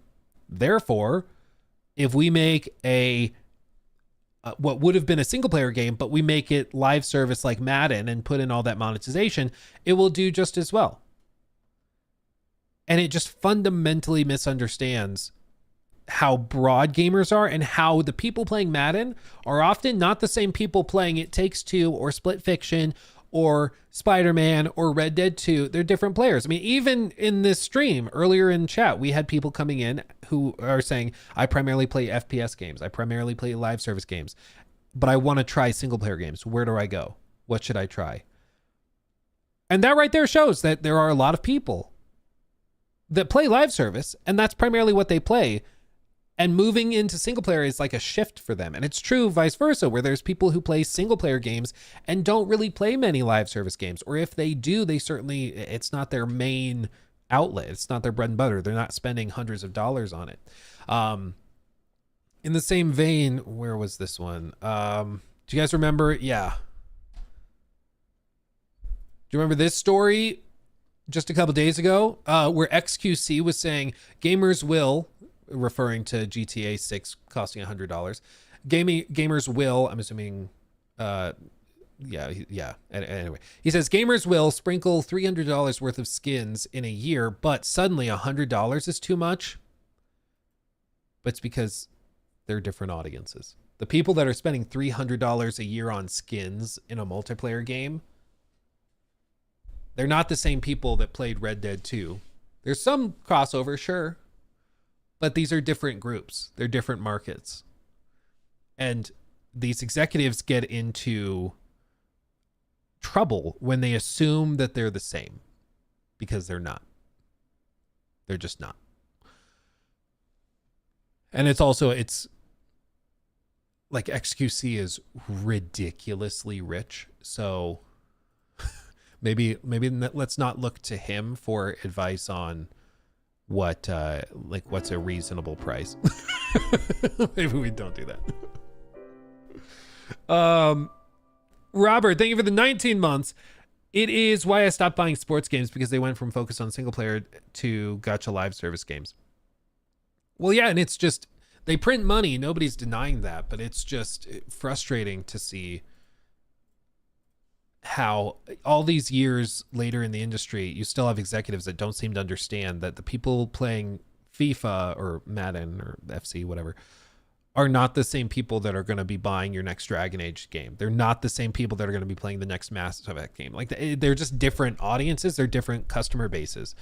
And until they can grasp that they're different, I don't know what the hell they're going to do. It's the same reason why, like, I'm really skeptical of like the Horizon live service game from Guerrilla, because I don't know if the Horizon fan base that loved Forbidden West and Zero Dawn, I don't know if those people go for a Fortnite skinned Monster Hunter clone that's live service. Like, I just don't know if those people move over. And if those people don't move over, okay, who then is going to be your player base? The Fortnite players? I don't think so. Like, the Monster Hunter players, they just got Monster Hunter. You know, like, I don't think it spills over. The Daddiest Pickle, fantastic username. Keyword Rocksteady. They've had multiple Game of the Year editions of their games, and Suicide Squad has barely 100 players concurrent. Well, exactly.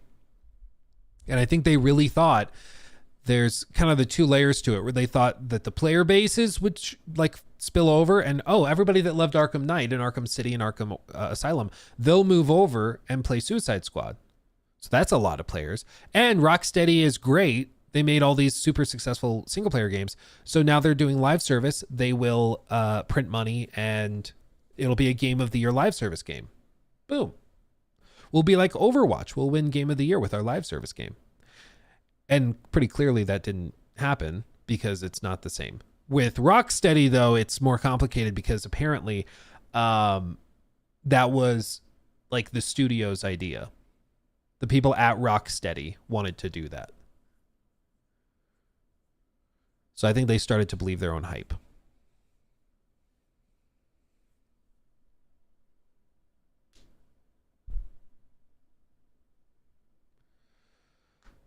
I generally think EA's strategy is to have moneymaker studios and award studios. It used to be BioWare, and now it's Hazelight. Yeah, and that's honestly not a bad idea. There is a prestige that comes with having Game of the Year nominees. And the other thing is, like, a lot of people have talked about this, but executives love their shiny trophies. They just do. They just do. Like, there are certainly some executives who are fine with being the heel of the industry, who are fine with being hated. Think of like the Bobby Kotick type guys, former CEO of Activision. Think of those guys. Like, they're fine with being the supervillain because they're making ridiculous amounts of money. But there are also a lot of executives who want to be loved. I think that's one of the things with like Ubisoft. I think like the Guillemot brothers desperately want to be loved. You know, Todd. I don't think Todd, you know, he puts on a strong face, but I don't think he's happy with how his company is viewed nowadays. I think he wished that, you know, he was back in the 2011 era where they were all like, you know, BGS could do no wrong. So, you know, there's certainly some like sociopathic types out there who just don't care, but there's a lot of executives and head honchos at these studios and publishers who want to go to the Game Awards and have the applause. They want to have the shiny trophy on their desk. They want that. And so for EA, I think having the trophy studios like Hazelight, BioWare makes sense for them. even if it's not necessarily the most profitable.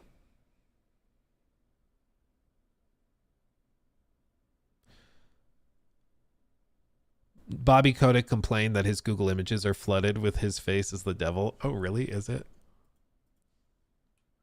Because there was an old story. You remember back in the day where EA won the worst company in America award like 2 years in a row? Like in the middle of financial disasters, and like I think it was Bank of America had like screwed over millions of people with like a sort of like really unethical scheme they were doing, and EA still won the award. And the reporting was that they were very upset.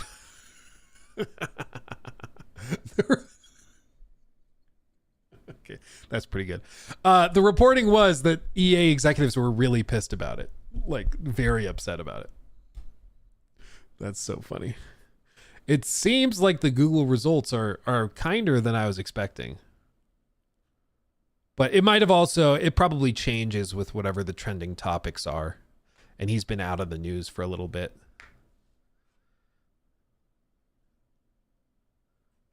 Oh, Bobby. Oh, Bobby.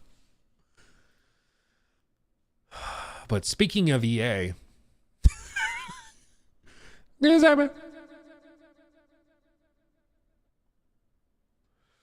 Okay. So we've all heard of the Skate closed alpha, right? We've all heard of that. Well, EA has actually gone in and added microtransactions to the closed alpha. Now, it's not, to be clear, it's not as bad as it sounds. It still sounds pretty bad, but allow me to explain. EA has officially added microtransactions to Skate's latest alpha in an update message sent out to players. EA teased an epic gameplay update, along with other exciting updates to the game. One of those updates from developer Full Circle is the addition of microtransactions to the current closed alpha playtest. This, according to a message sent to players that has been provided to Insider Gaming. Known as San Van Bucks. Okay. This in-game currency allows players to buy various cosmetic items. According to Full Circle, this is being added to make sure players have a positive experience when purchasing items from the Skate store. To ensure we achieve these goals at early access, we have enabled the option to purchase and use virtual currency in our ongoing closed beta or closed alpha playtest. Your feedback will be greatly appreciated in providing the best experience at early access launch. Because the game is still in a play testing state, it's mentioned that account progress might reset at times and will be fully reset before the launch into early access. Should you spend any money on San Van Bucks and in turn on items, any purchases you make will be converted back to San Van Bucks and be made available again at the start of early access. To make sure you get them, though, you have to use the same EA account for both playtesting and early access. EA Skate is scheduled to release sometime in 2025 in early access. And it is free to play, to be clear. So, if you buy the in-game currency, okay, if you buy the in-game currency right now, you are moving your dollars into San Van Bucks, and then that gets spent on shiny things. Shiny. So shiny. Little cosmetics. But because the game is in play testing, they're going to reset progress almost certainly, and then this will go back into SVB. But you can never get your money back. So you spent your money on the currency, it'll just go back to the currency. You can't ever get back here. So your money's just stuck. This is why, by the way, these companies use virtual currencies, okay? It's because if you buy, like spend $10 on a cosmetic, you just spend $10 straight, you get the cosmetic, you buy it through Steam or whatever. There's the potential for you to go and get a refund in certain countries and with certain laws. If you say that the skin isn't what it appeared to be, if it doesn't look or if it doesn't fulfill the promise of what was in the pictures, right? You can request a refund and they can, you know, at least there's a dispute there. Like, hey, the skin looks way better in the store pictures compared to what's in the game when you actually buy it. I want a refund. And then if they refund it, you get your money back. But, you know, the company has to lose the processing fees and it costs them money. However, if you buy a currency, you can't dispute that. You got what you paid for. You paid for 1,000 San Van bucks. You got the bucks and you traded those for another item, but you got the bucks you paid for. So there is no dispute. What's your dispute? You didn't like the thing you traded the San Van bucks for? Too bad. That's not our problem. We only would have to refund you if you didn't get your San Van bucks, but you got those for your real money. So now we don't have to refund you. It's why these companies use virtual currencies. Also, the secondary reason, other than just, you know, kind of building in a defense against refunds and chargebacks, is that when you spend money on a virtual currency, there's been research done by universities that shows like very clearly you are way more likely to spend more of it, because it's sort of like your brain thinks it's already spent. It's the same reason why casinos tend to use poker chips instead of like you just putting $100 bills on the table. It's also for like theft and safety, but and security, but also because like when you have the chips, you're like, oh, I already spent the $100 to get the chips, so I've basically already spent the money. So let's just do it this way. And then people are like, oh, well, I'll just go spend another $100 and get more chips. It's the same exact reason. Like, it's the same exact thing. So it's unfortunate that it's, you know, that's just how it is. But I think with this, the reason I say it's not as bad as it sounds is, for one, because they're not locking you into those purchases. They will give you the currency back for you to respend later. So it could be worse, where it's like, yeah, you buy skins in the playtest and we might wipe progress and you lose those. That would be extra stupid and borderline illegal, I'm sure. So they're not doing that. So it's not as bad as it could be. But with this, if your game is free to play and if you're doing playtests, I think it makes sense to disclose and make very clear what the pricing model is and how you're going to do it. Be transparent with it. If you're going to sell cosmetics, show us. Do that so people know what they're getting into.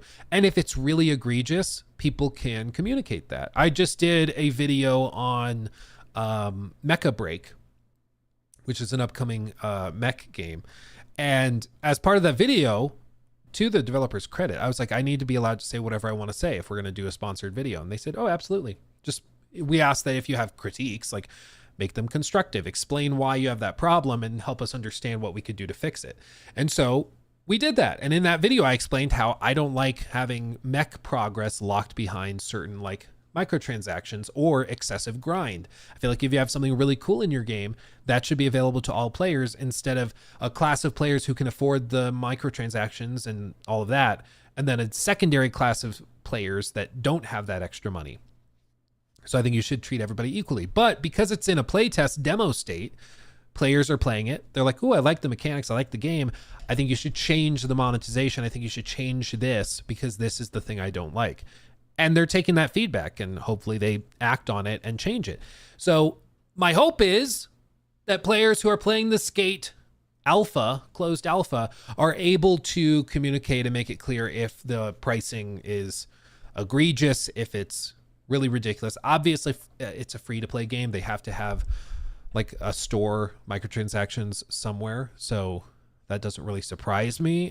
You know, you got to make money somehow to pay the development costs, but it's still just really, really funny to see that something's in a closed alpha and it has an in-game store already. What I would say is ideal: give players all who are doing the closed alpha test, give them currency. Don't make them pay for it.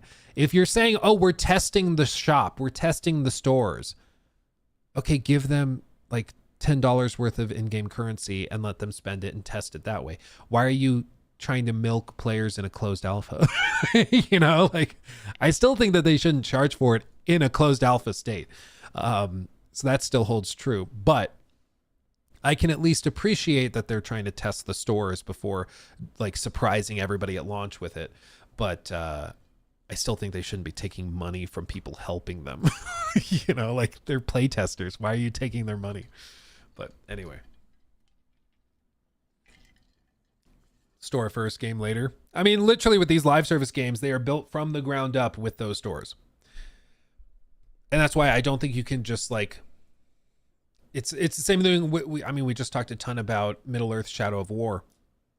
That game was built on those loot boxes. That game was built on buying legendary orcs to skip grind. Same with like Battlefront 2. That game was built on you buying star card packs. And you can't just cut them and expect the game to still function properly because it was built from the ground up with that, you know?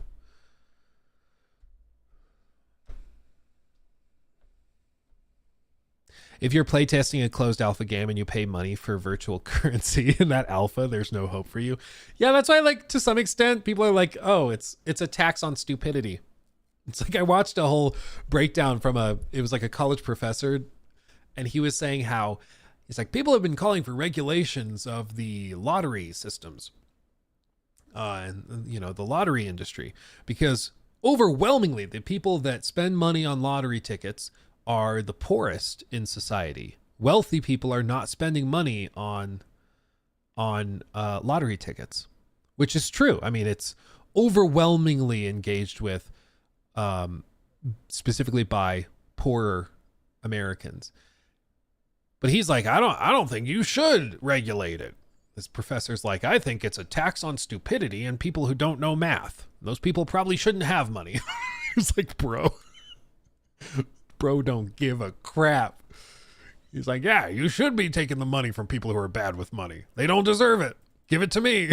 It's like, bro, that's like hardcore, like, stereotypical Hollywood stockbroker in New York City type crap.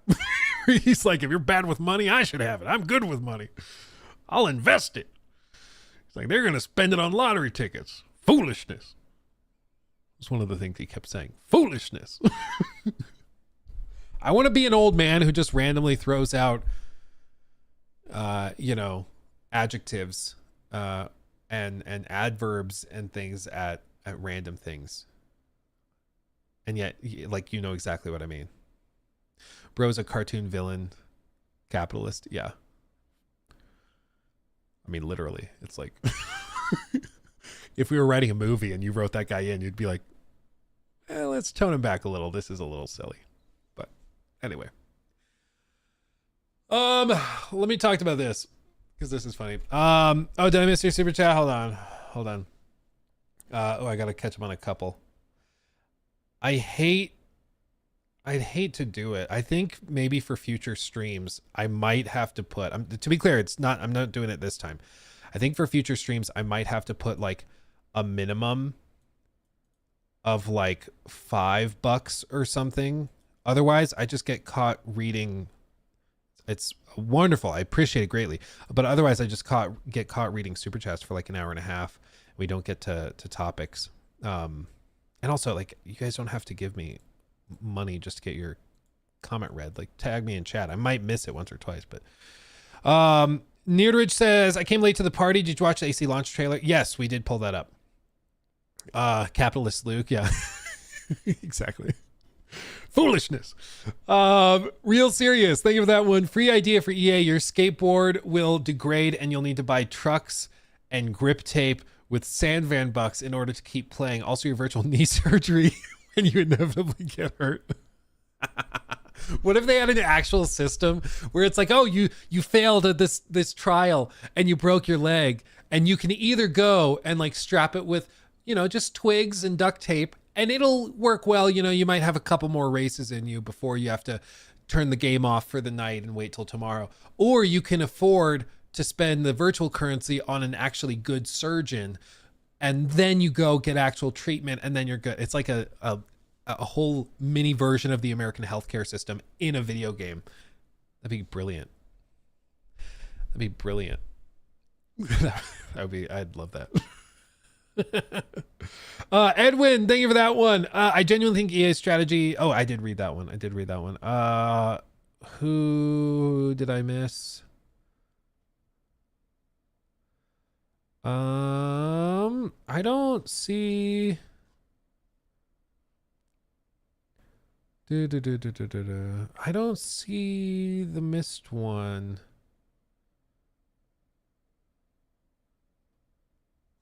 From Arik. Yeah, Arik, in my list of like viewer activity, which lists all the like super chats and so. Oh wait, no, here it is. I think yes, here. Okay. Oh, it's yeah, okay. So okay. I see. Okay. Yeah, I missed a couple here. Jeez. Let's see. Arik, thank you for that one. I just watched Fast and Furious 4 with the family, and now it's time for Luke Live. Booyah. Anti-Gravity.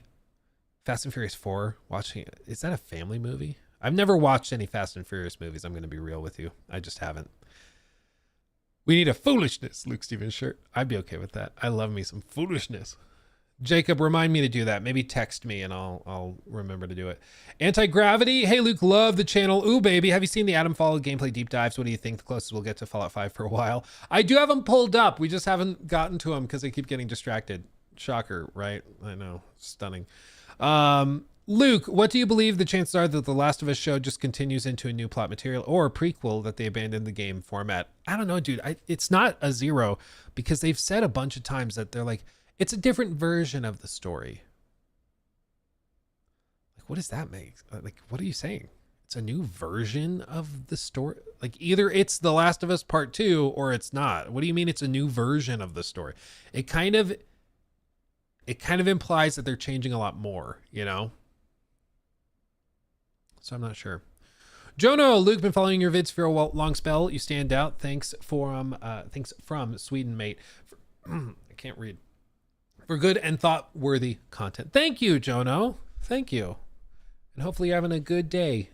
Evening, probably more like, in Sweden. I'm jelly. I want to visit. They're going to subvert expectations this time. I don't know, man. I really don't know. But the more they talk about it, the more I think they're signaling that they're changing a good amount. So, yeah. You get a debuff if you miss your mortgage payment. The new Skate game is like hardcore. You didn't file your taxes on time, or you misfiled them. You added 2 numbers instead of subtracting the 2 numbers. So now you go to jail and you can't play unless you have the money to spend for virtual currency to get out of jail early, because you have to hire a better lawyer.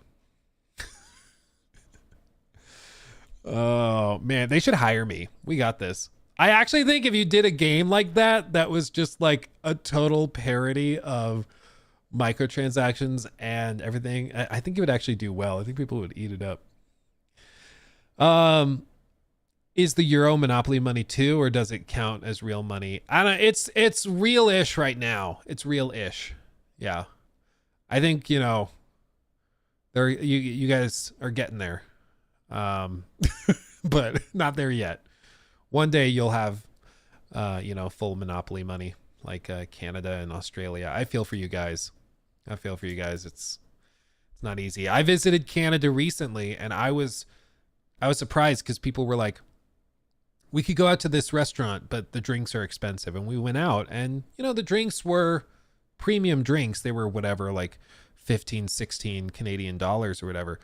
But in US freedom bucks, they really were actually quite cheap.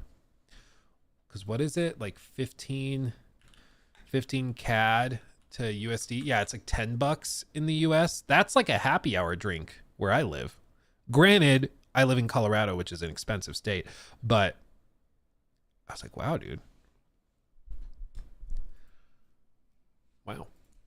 Wow.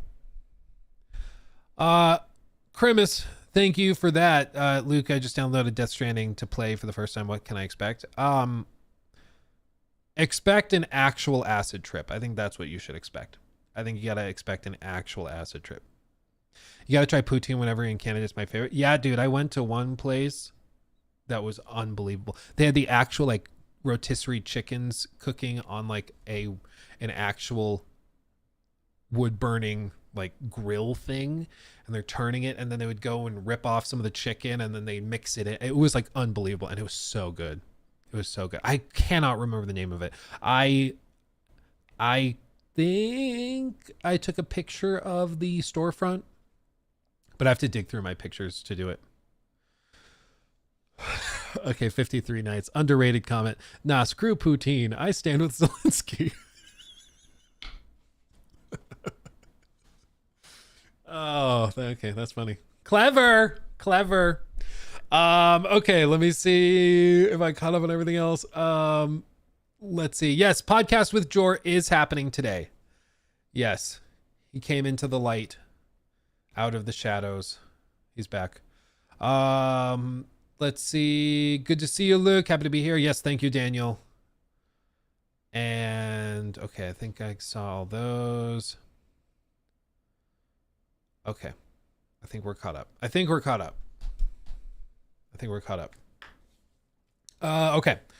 real quick.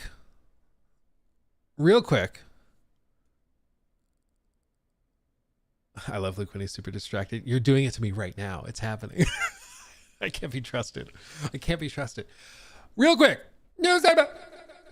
The ongoing debate over GTA 6's launch price continues, but there has been a development. A Swiss retailer has listed GTA 6 pre-orders at 99 Swiss francs, which would equate to roughly 112 US freedom bucks, fueling rumors that the game could be more expensive than expected. And furthermore, this retailer has a history of some accurate listings that drop early, which you'd think would only happen once, but apparently this is like a regular thing where they accidentally list the web page early, but whatever. If true though, this would imply a price for GTA 6 starting at probably $100. It probably would be 100, not 110. I think it's more likely they would drop it to $100 or 99, and then, you know, compared to going to like 120. This is, you know, in the middle of a big debate that's going on at this point in the industry, because a lot of people are bringing up the fact that, you know, this is going to be bad for the industry. But then on the flip side, you have people that are defending it. You have people like XQC saying, I'm going to try to translate because sometimes it's hard to understand what he's trying to communicate. But gamers will ... sprinkle $300 worth of skins in a year, but ... suddenly $100 is too much. Translation. He's saying gamers will spend $300 on skins for a game and say nothing, and they're totally fine with it. They're normalized by it, or it's been normalized. But the idea of spending $100 on GTA 6 is anathema. It's horrifying and ridiculous. It's, dare I say, foolishness. And that's hypocritical, is XQC's argument. Now, setting aside the fact that like a guy that makes $300,000, $400,000 a month saying that you should like suck it up when it comes to a price, it's a little out of touch, like a little stupid. But there's I think this betrays something that's important to note, which is that the players who are spending $300 on skins in a year are the types of players who predominantly are playing like 1 or 2 games, period, like or in a year. Like they're buying 1 or 2 games, and that would be like GTA, or they might buy like one like smaller spin-off game like a GTA 6 if it's a big game that comes out. But they're primarily playing Marvel Rivals, Call of Duty, Fortnite, whatever it is. They're playing their live service game, and that's what they play every day, every week, every month, every year. And for them, you know, their hobby is that live service game. Their hobby is Call of Duty. Their hobby is Fortnite, whatever. And so they can justify spending more money on skins and stuff like that to not just support the devs, but also just to get something fresh and new and different.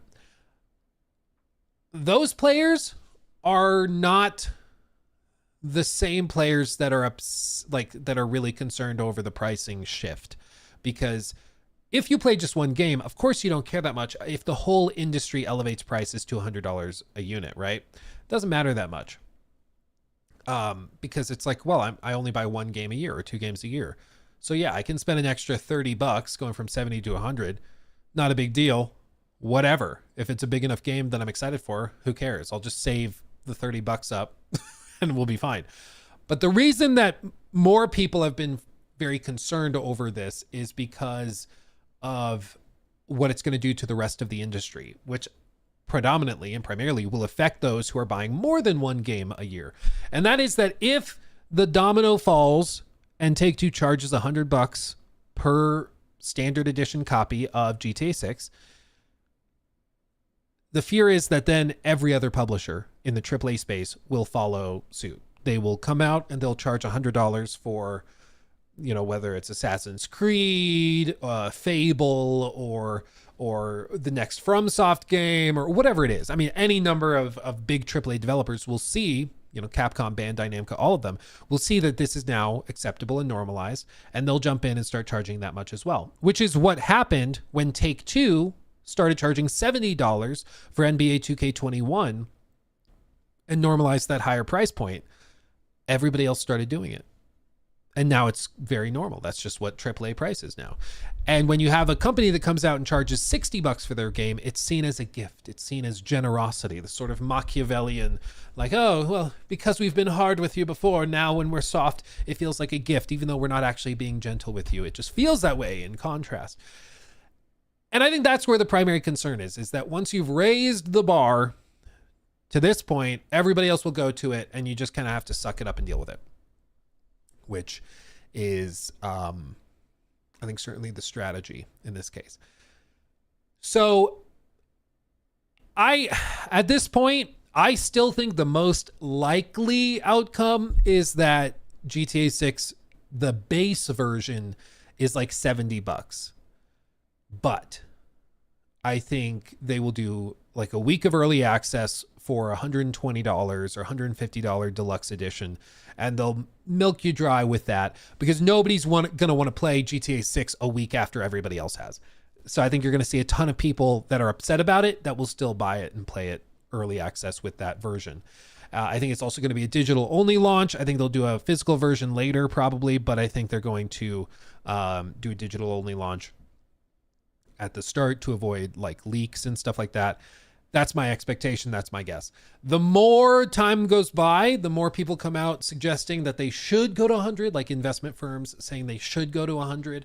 And now seeing some stuff like this starts to suggest that maybe this is a real possibility. So I'd say after this, especially seeing that this outlet or retailer has done similar stuff before with, you know, pages going up early, it suggests to me the probability of GTA 6 launching at $100 base has probably gone from what it was a week ago, which I would have put it like a 15-20% possibility.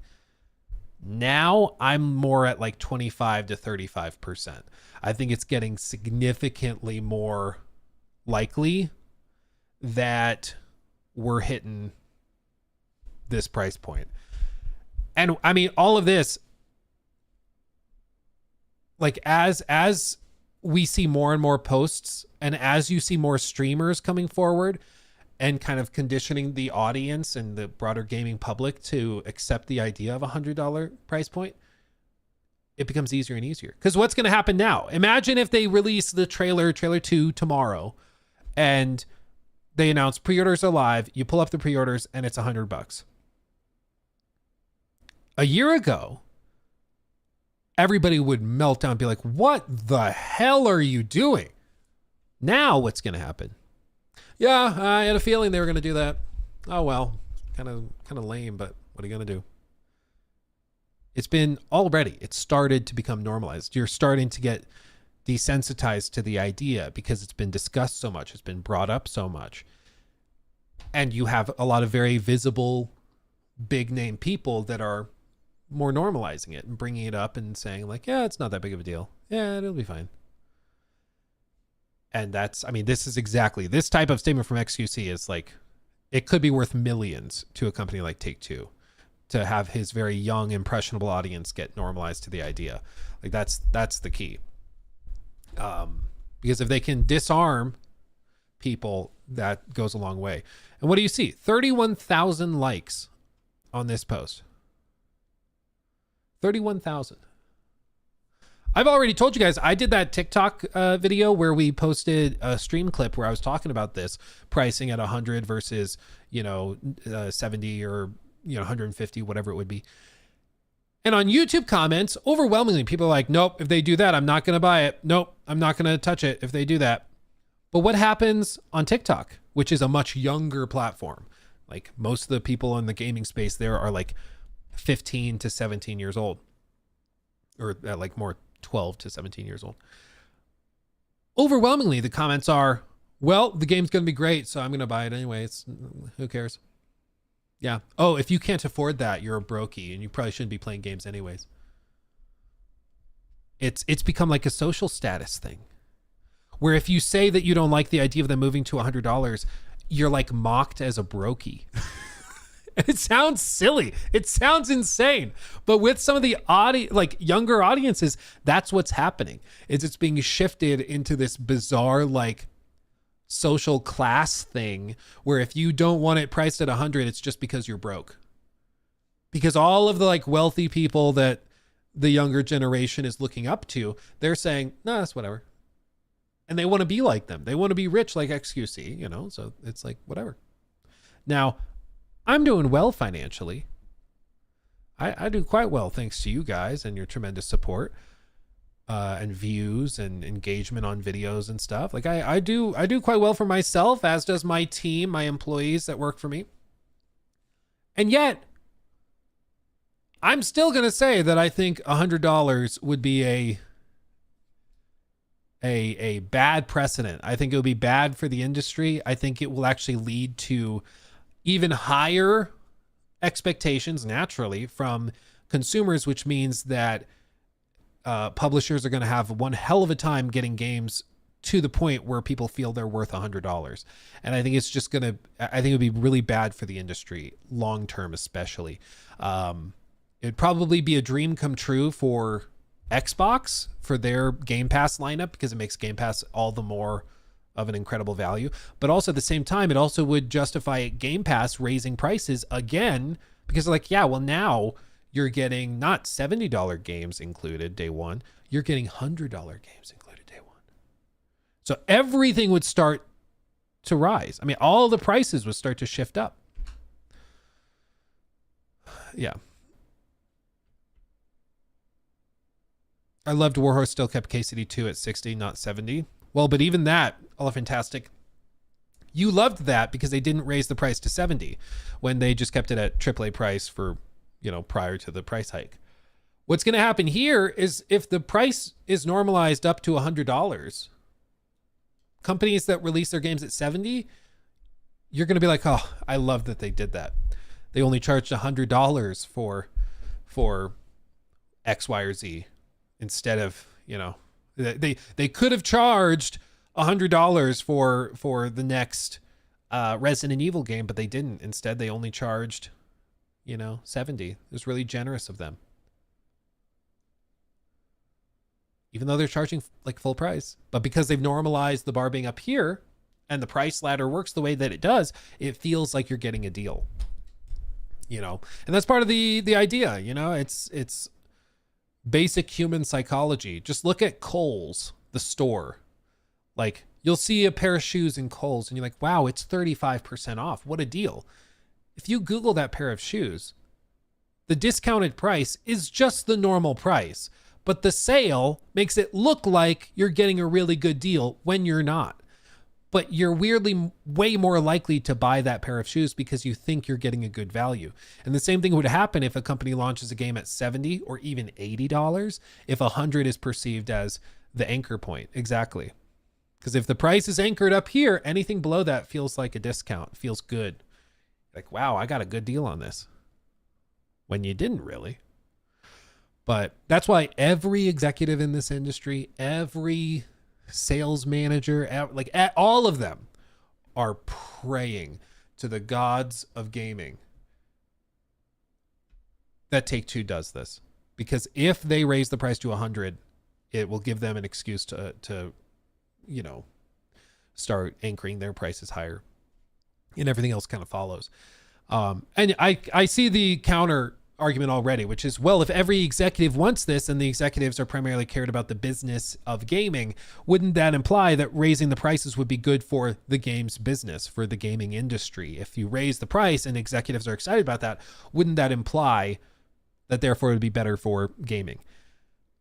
And I think that's a fair point, because like if we're talking about the games business, if the business leaders are excited for this, this would suggest it would be good for business. But I think the key difference is that in order to justify a $100 price tag, studios will have to go way bigger. They'll have to go way more like high production value. I think it further will kill the AA development scene. And if anything, it might shift things forward into an unironic quadruple A space, where in order to get to the $100 price point, you have to have a quadruple A budget game. You have to spend $500, $600, $700 million on your games, which I think pretty clearly you don't need to do. But if one of these big executive or big publishers is saying, no, we want the next whatever game to be at 100, so you guys, you developers, need to do what you need to do to get to that level of budget and quality and scope to justify the $100 price tag, I think you'll just start to see the AA space continue to die even more. And that would be tragic. And across the board for consumers, it will raise prices. Like it just will, because Game Pass will justify raising their prices because they're including more expensive games in the catalog. You'll see, of course, PlayStation raising the prices of their first party stuff. Everything will start to rise. And for consumers, I think that that's a bad thing. You know, when already it feels that the value with a lot of these games is lower than it probably should be. It feels like games are getting rushed out because budgets are too high. It feels like games are unfinished, or they're lacking in significant content because they're just trying to get the game out the door. So we'll see. AAA is dying right now. So AAA from third-party publishers is dying because you cannot spend $200 million on like a Saints Row reboot kind of project and expect it to just automatically succeed. It used to be that if you spend $200 million on a game, that game's going to sell because that production value is just going to sell the game almost by itself. Now that's not a given because gamers are more picky for a variety of reasons. I think chief among them is that the economy is not great. People don't have a ton of money. Inflation's hit their wallets pretty hard, so they're more selective with what they buy. Things like Game Pass have also affected it too, where the perception of value has skewed as well. But the AAA third-party developer space has definitely gotten slammed. I think in terms of first-party development of AAA games, they are very, very expensive, but the businesses are still doing well. Whether you look at PlayStation or Xbox first-party games, they of course have different business models to fund those first-party developments. Most of like PlayStation's issues have been from targeting these like big quadruple A releases like a Concord. Which reportedly costs as much as $400 million, or, you know, any other live service game that you want to point at that flopped. So it's a complicated issue, but I think at the core, the reason why gamer expectations have risen is because their dollars are worth more to them because they don't have as many and things are getting more expensive. So making things even more expensive, I don't think magically fixes that. Could be wrong. Could be wrong. Like, I still think if they priced it at 100, GTA 6 still sells gangbusters. I still think they make billions on it. But that's why my concerns with this price point has never been about GTA 6. GTA 6 will do whatever it's going to do. I think if they price it at 150, it still sells like crazy. But I think it's what it does to the rest of the industry that would be more consequential.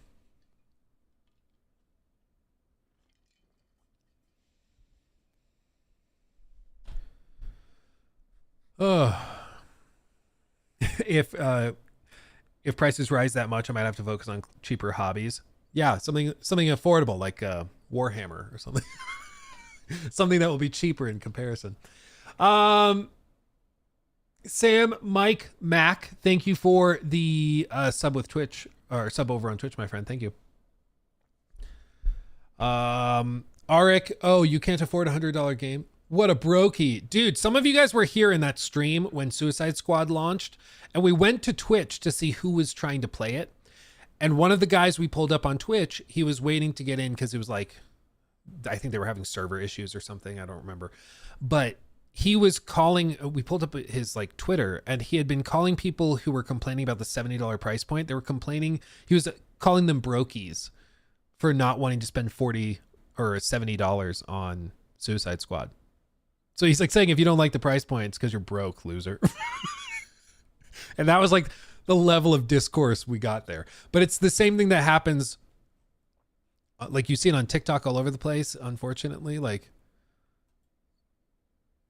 that's just how it is. Yeah, you see people posting stuff like this, truthful. Super Mario Bros. 3 cost $50 in 1990, which is around $120 today, which is true, adjusted for inflation. In terms of purchasing power, it would come out to about $120 if you go back in time. Yeah. If you account for inflation, AAA games are as cheap or cheaper than they've been throughout like all of gaming history. They are not more expensive in terms of purchasing power, what your dollar is actually worth. That is true. What is also true is that the games industry is bigger than it has ever been. There are more players, millions upon millions of players playing now compared to ever before. And a lot of these games that you're paying full price for are still including live service elements to get even more money out of you. So, and that's not factored into those calculations. You know, if the average spend on like AC Valhalla was $60 for the like base game, and the average player, when averaged out across everybody, maybe the average player spent another $10 or $5 or whatever, you got to factor that in, but that's not factored into these equations.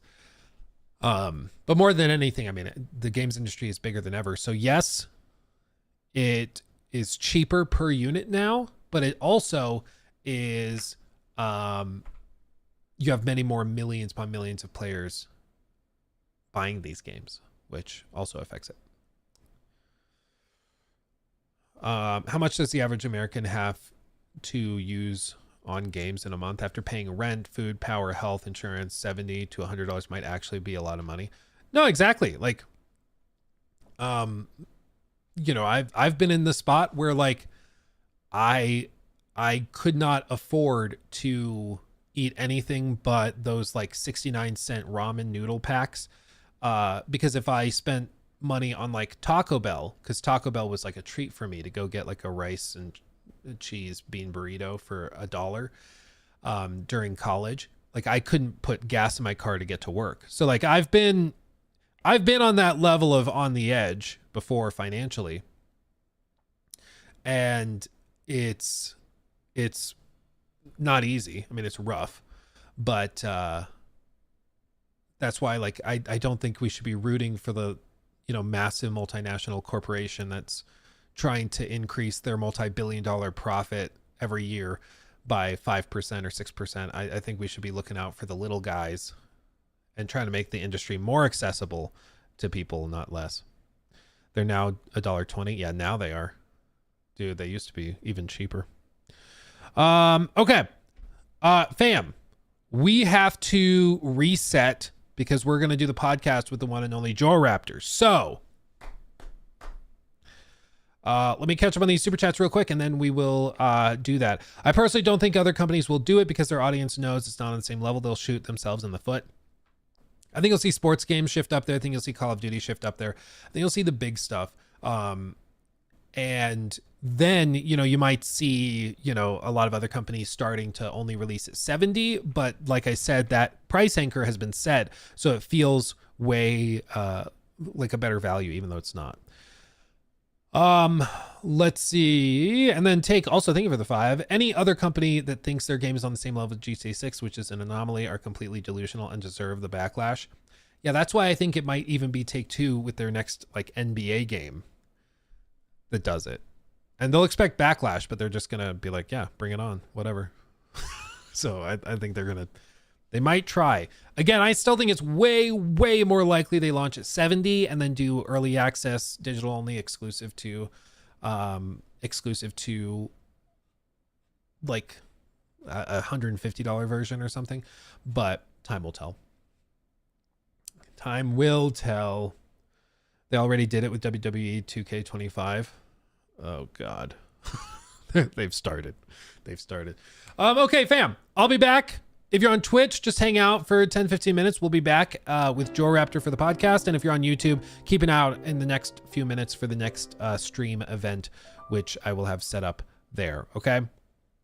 And then Red Fajita, thank you for 21 months. I know you're not a completionist, but as one myself, I was curious if there are any games you have 100% or gotten the plat. Arkham City is the first one I ever did it to. I think I did it with a couple of other smaller games, like more indie games, but like I played the crap out of Forgotten City, for example. But yeah, Arkham City was the first like big AAA game that I 100% completed all the way through. Love that game. Okay, I'll be back, fam. I'll be back. We'll see you soon. Hugs and kisses, my friends. I'll see you soon. Mwah. Yeah, that one's for free.